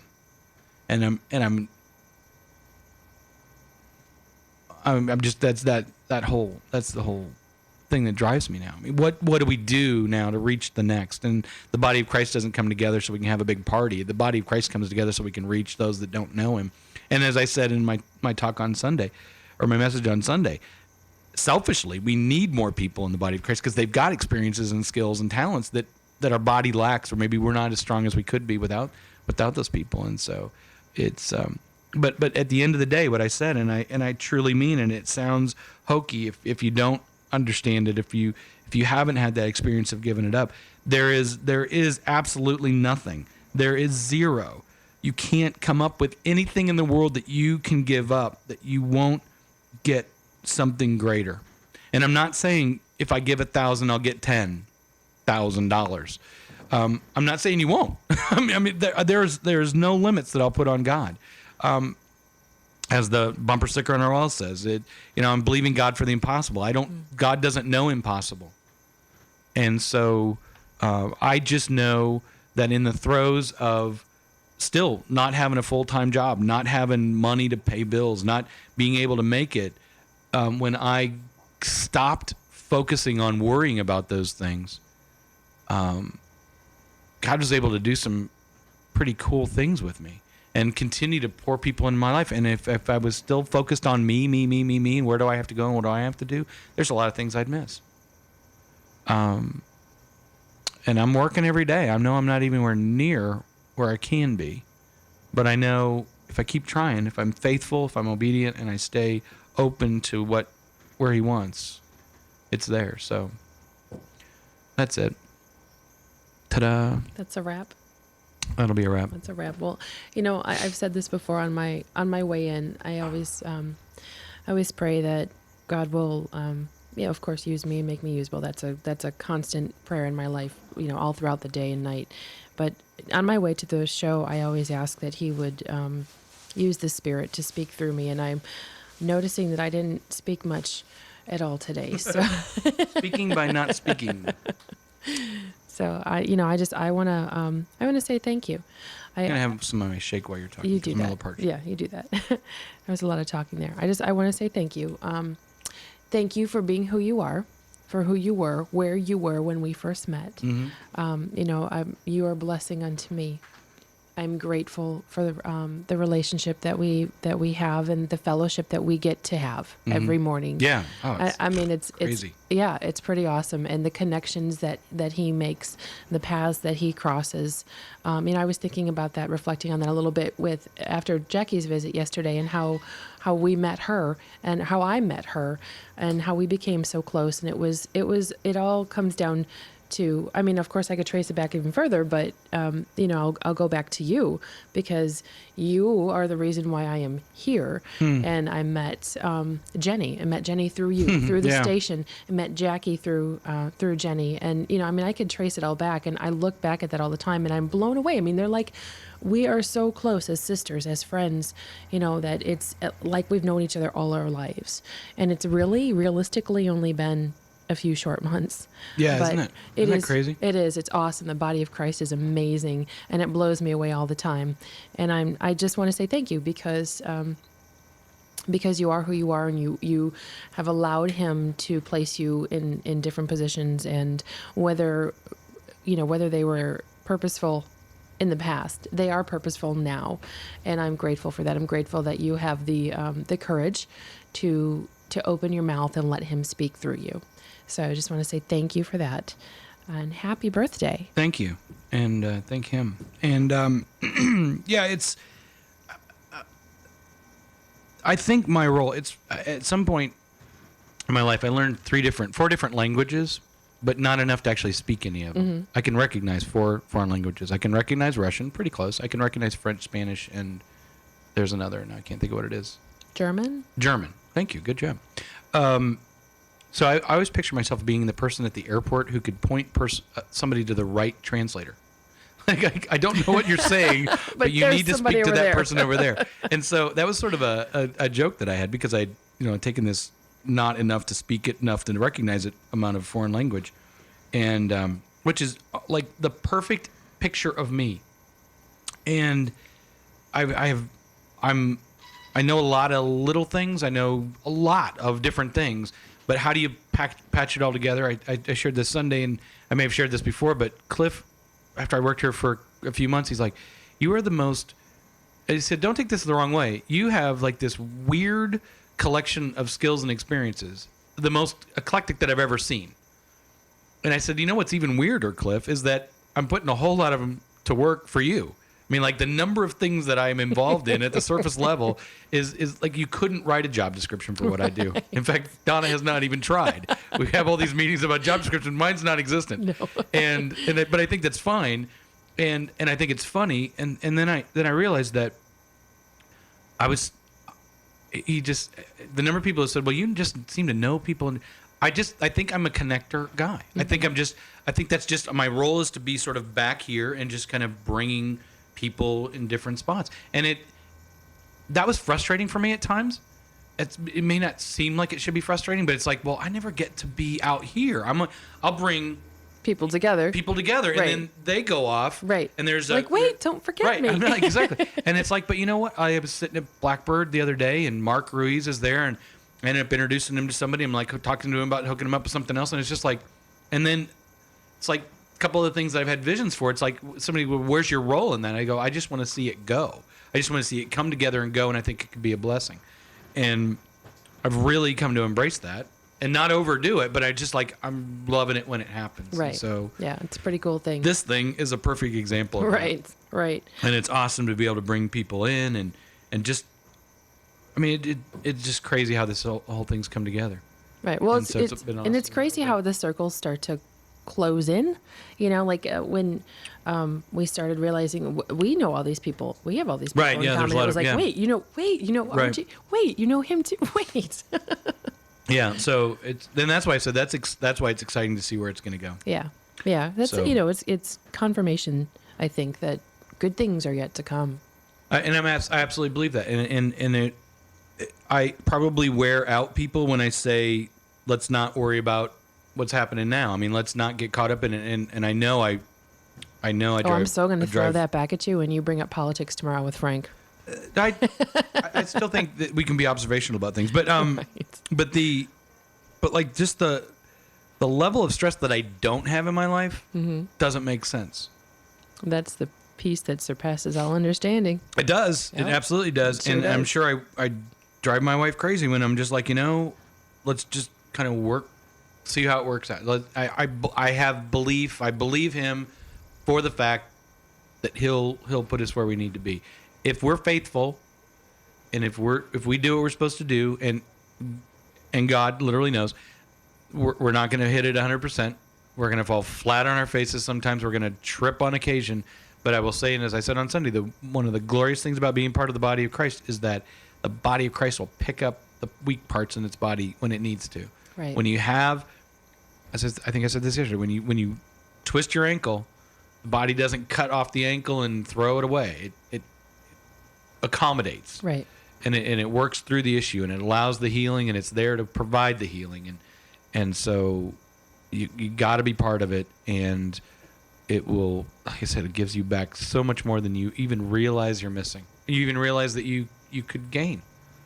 And again, it's not a give to get. It is a give because you want to give. You can't help but want to give. And it's amazing that God, the things that he does and the way that he works. And when you do give and it comes from a pure place, it's like, here's a good example. On my way, Saturday back from the baby shower, I was on my way to church, and I was at the off ramp of 65 onto 30, and it's they've kind of redone that thing. There's like 4 lanes. It's like Right. this big huge Yeah. deal now, and as I'm pulling up to the red light, I see a guy off on the corner there with a sign, and I don't know what the sign says, and they're all similar.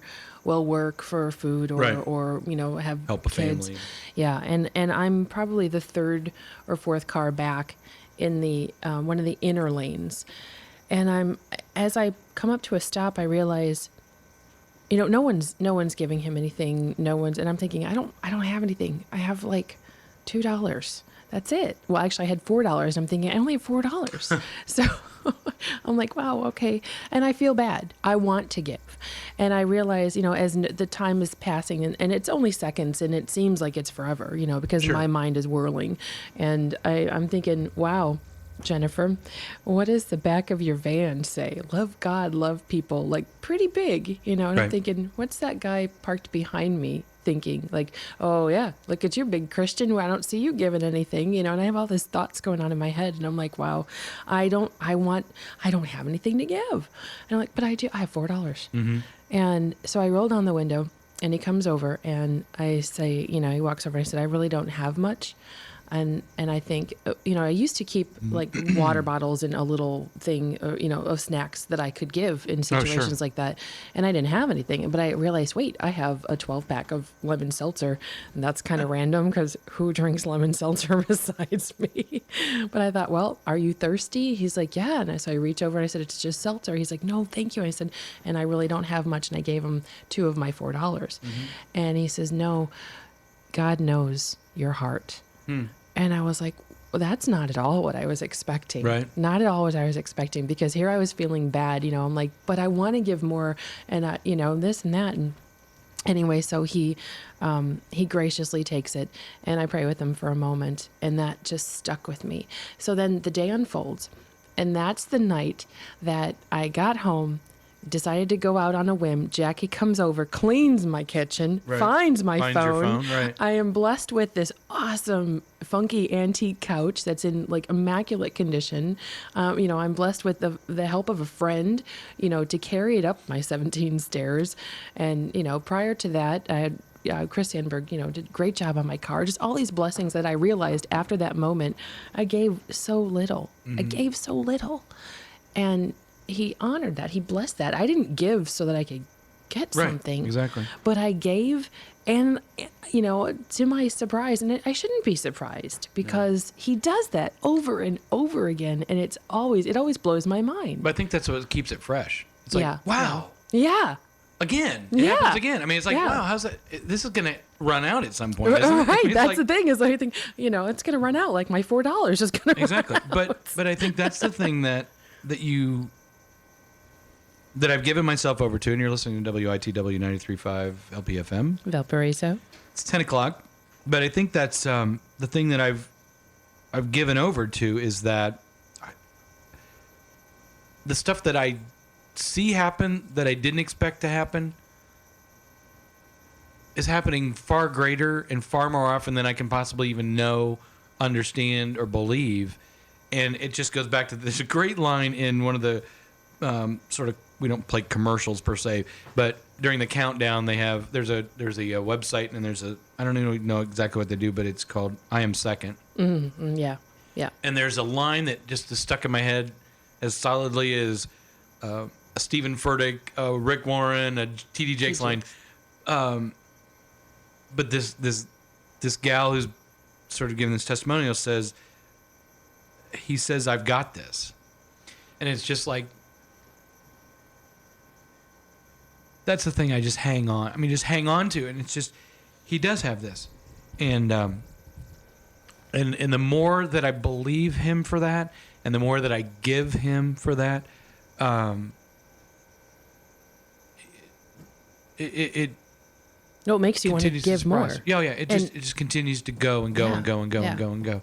And it's if we believe God, and I do, and it's a hard thing to believe, but I do believe God is infinite. He is the beginning and he is the end. If there is in fact an end, he's it. He's already there. He already knows everything in the meantime. And so if I'm to understand it in the present and he's got it, then he's going to have that, and I can look backwards and see it, and I have to believe it going forward then too. So while I can look backwards and see, literally, like I said, glance through my backyard, and then my backyard's transformed into this path of my life that spans my life, which is all I know.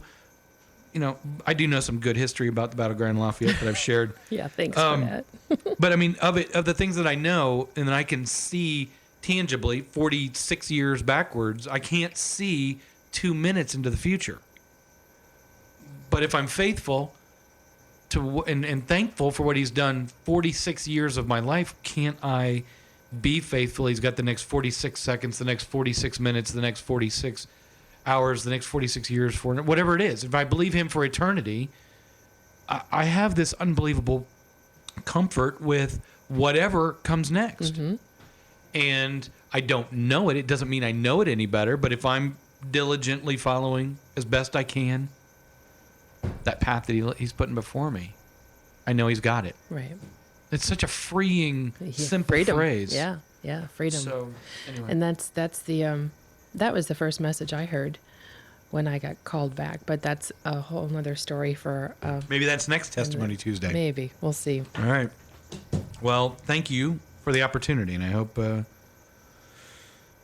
it was long. It was longer than I had hoped. It's going to be longer than what my talk can be on Thursday. So I'll have to figure out a way to chop Well, that. you I can- appreciate people chiming in. Rob Dolliver texted in and said, thanks for the message. It's what he needs. I know Frank popped in. The texts started burying themselves, so I have to go back. Frank called himself the Scrappy Insurgents. we're going to have to unpack that a little bit tomorrow, I believe. I'm not sure exactly. Scrappy Insurgents. If I'm the pancake, then he is the... Scrappy Insurgents. Did I get it right? Is that what he said? Yeah, I think Yeah. so. Where did it go? I accidentally started saying... Okay, I'm the Scrappy Insurgent. Similar life paths. Happy birthday. We'll see him tomorrow. Right. We'll chat with him and see what exactly this Scrappy Insurgent means. I don't know. He's got some colorful, it cracks me up when he calls me effervescent. Little brother. He calls you Effervescent. I just, and Tiny had texted as well, and he obviously stopped by and shouted out the window, which is awesome. But there's another example of a relationship that I have, and B, just something that his presence over at the church in Wanata, he just took this thing under wing, and the Rices said, hey, could you, he said, I'd like to do this. And I go, okay, go ahead and do that. And he went crazy. He just like did some awesome work around the church and cleaning it up on the outside. And people stopped by and they're like, wow, what's going on here? And it's like just one guy one day suddenly made people they've driven by this church every day, probably every day of their lives for years, if not longer than that. And then him being out there and just showing a little love to this church, just out of the goodness of his heart, and just looking at it and saying, here's what I can do.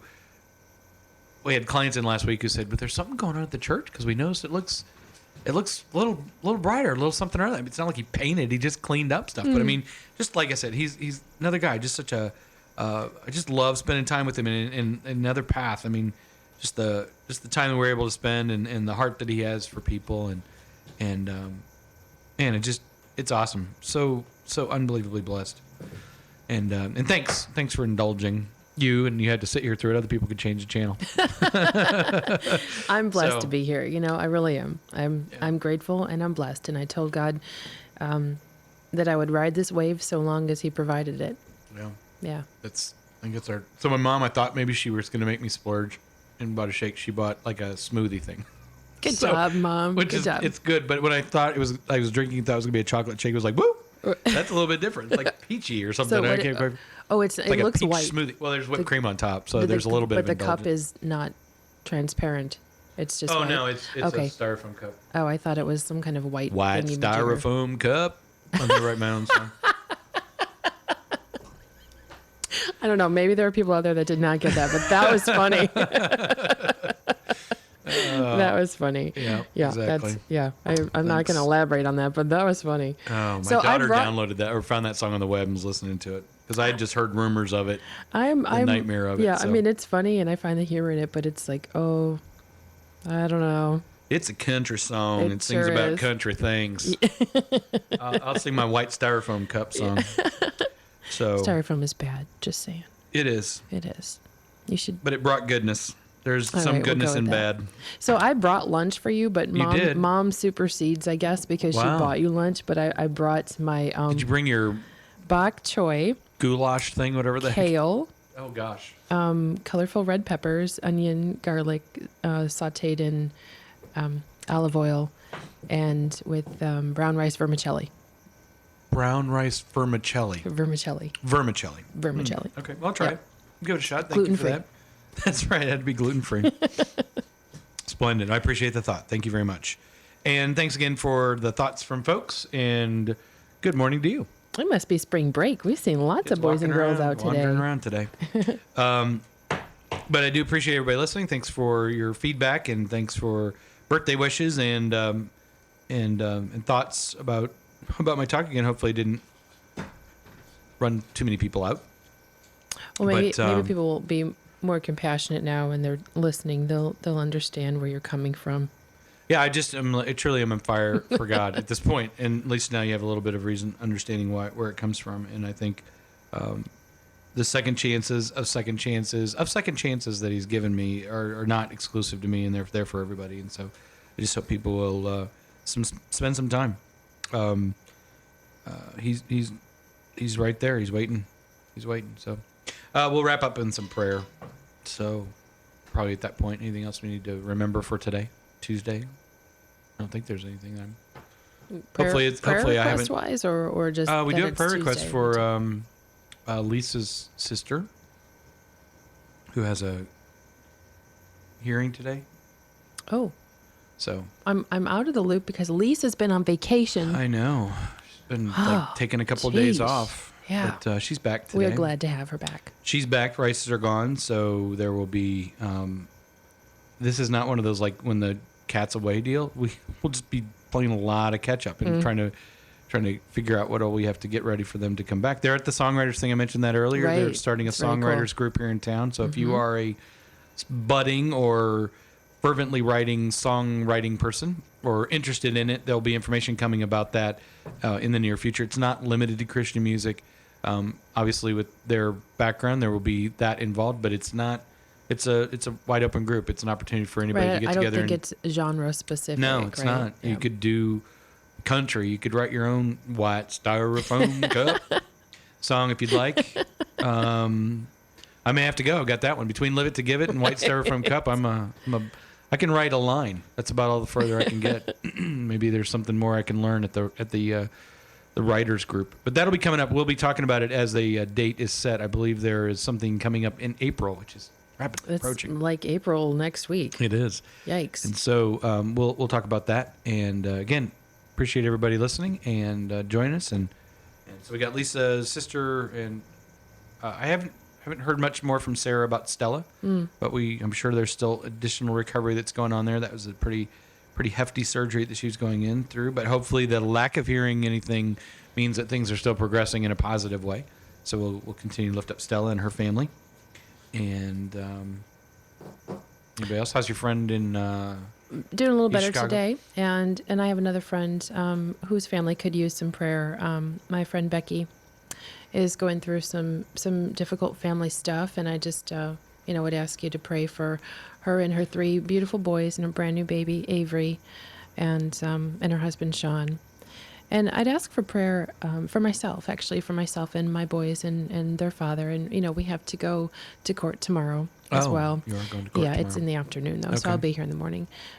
Is it up here, or do you have It's to go? at Lake County. Oh, okay. Yeah, but, I'm really just praying for continued healing and restoration, relationally, not romantically, just, Sure. that we can co-parent in a loving way that that is best for the kids, and God's done a whole lot Good. with this whole thing, but Excellent. hoping to kind of wrap things up, get some kind of closure tomorrow. The other person that it dawned on me, and I've known this, I keep forgetting to mention it. Jim Norris, who is last I knew, he was pastor down at Boone Grove Christian Church. That's the one south of town, right? Boone Grove.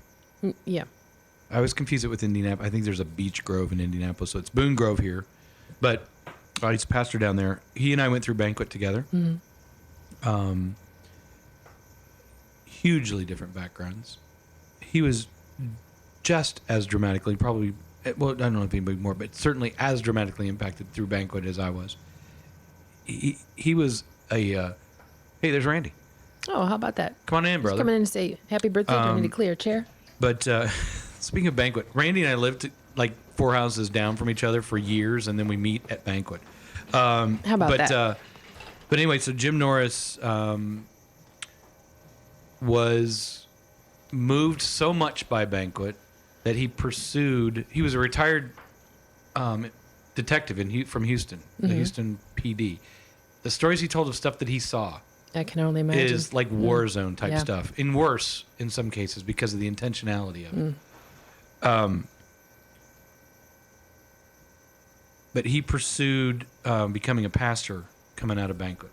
His first talk after banquet was talking about this book by Brother Lawrence, who I always want to call Brother Theodore. I don't know where I get that, but having this what is it? It is what's the name of that book? I believe it's called The Practice Practice of the Presence of God. Presence Practice of of the God. Presence of God, where you're just constantly in prayer.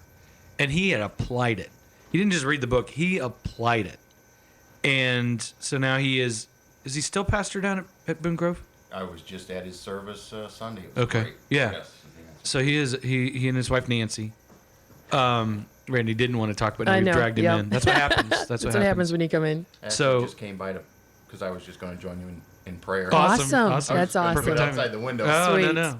But he We'll get there eventually, Randy. he has been diagnosed with cancer in pretty far down the road.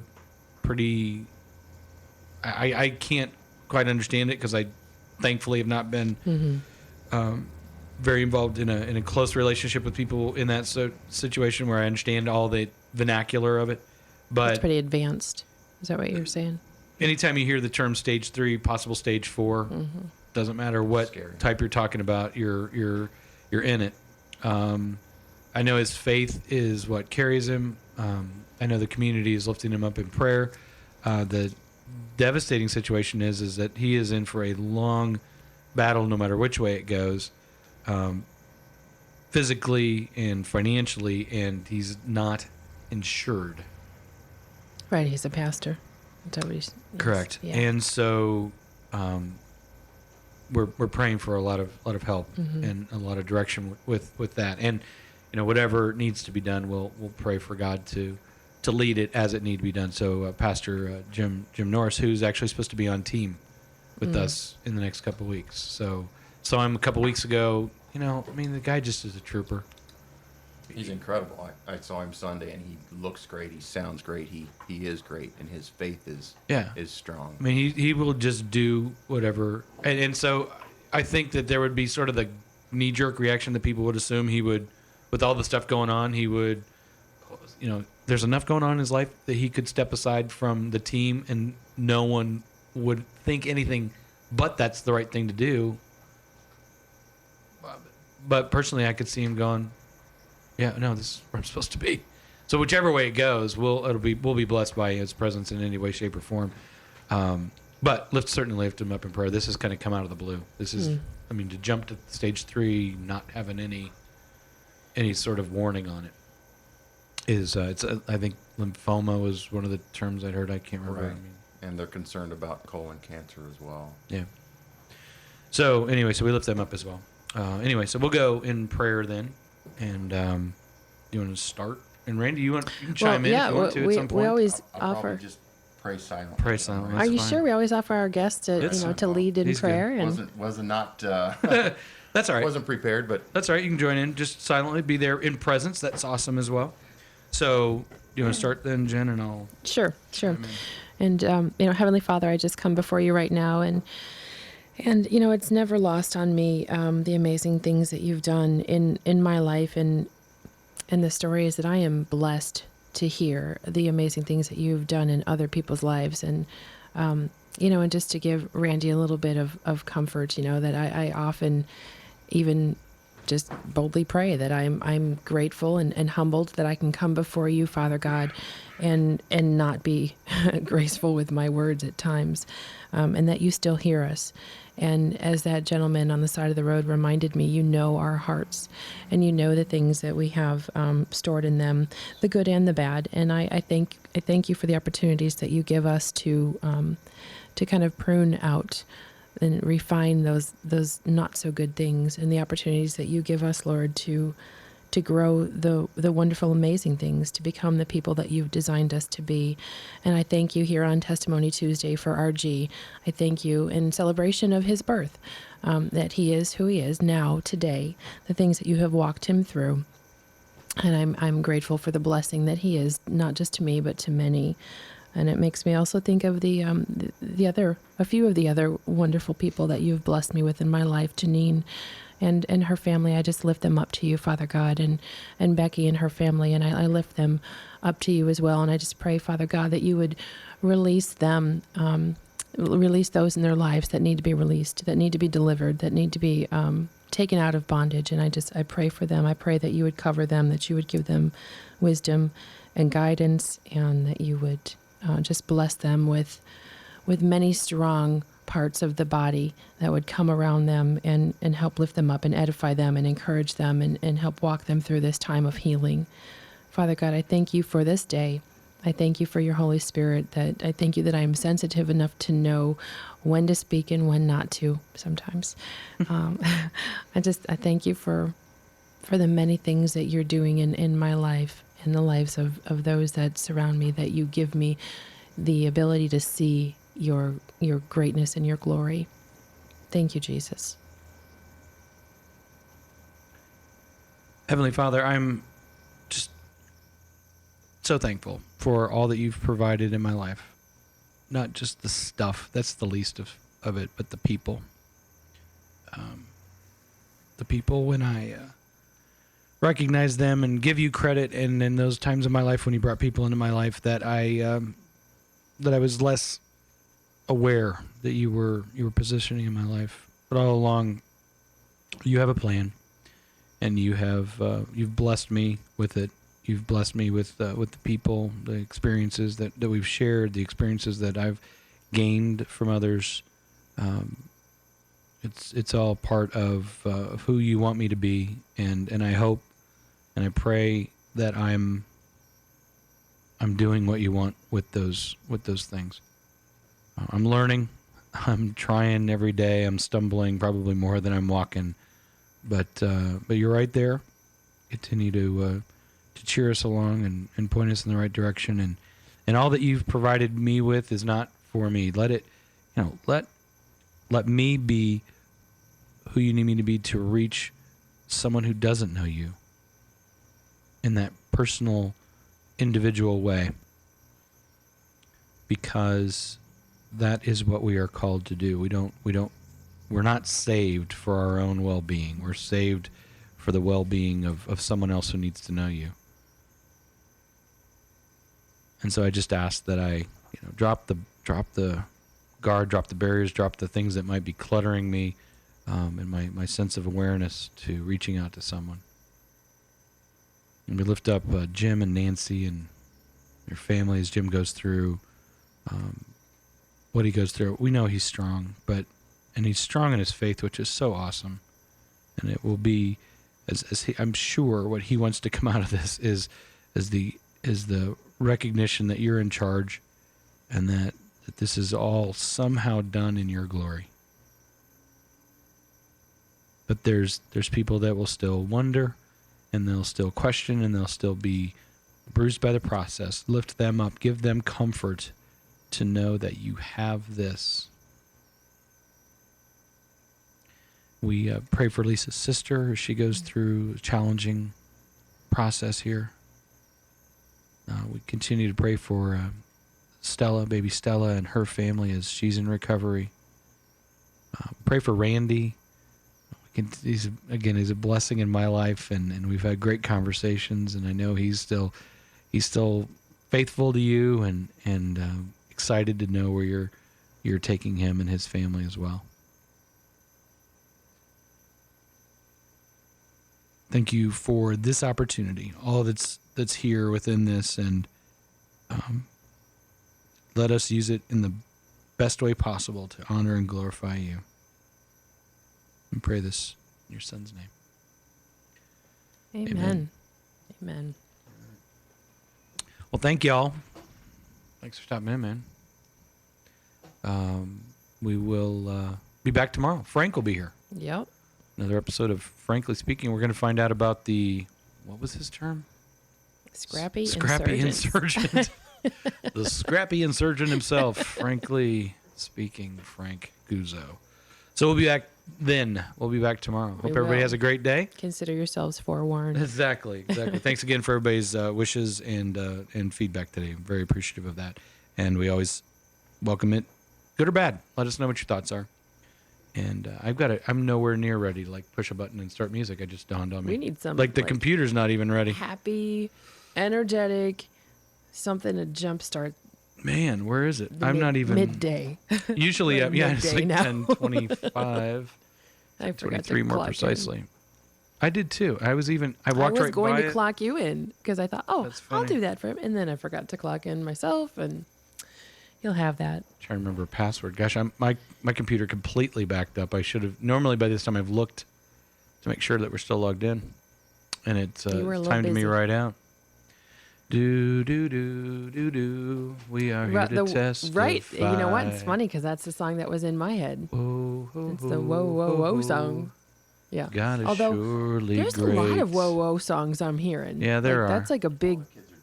What's that? All the kids are doing the whoa-who's. whoa, whoa, whoas. Whoa. Yeah, it's good. It's a good thing. Someplace I had it. I thought I was looking for it. Now I can't find a song. Let's see. I was happy to hear JP on the way in. haven't I heard was that too. song That in a was while. that was planned. Good. Yeah.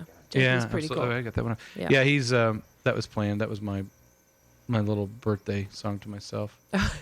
Hang on.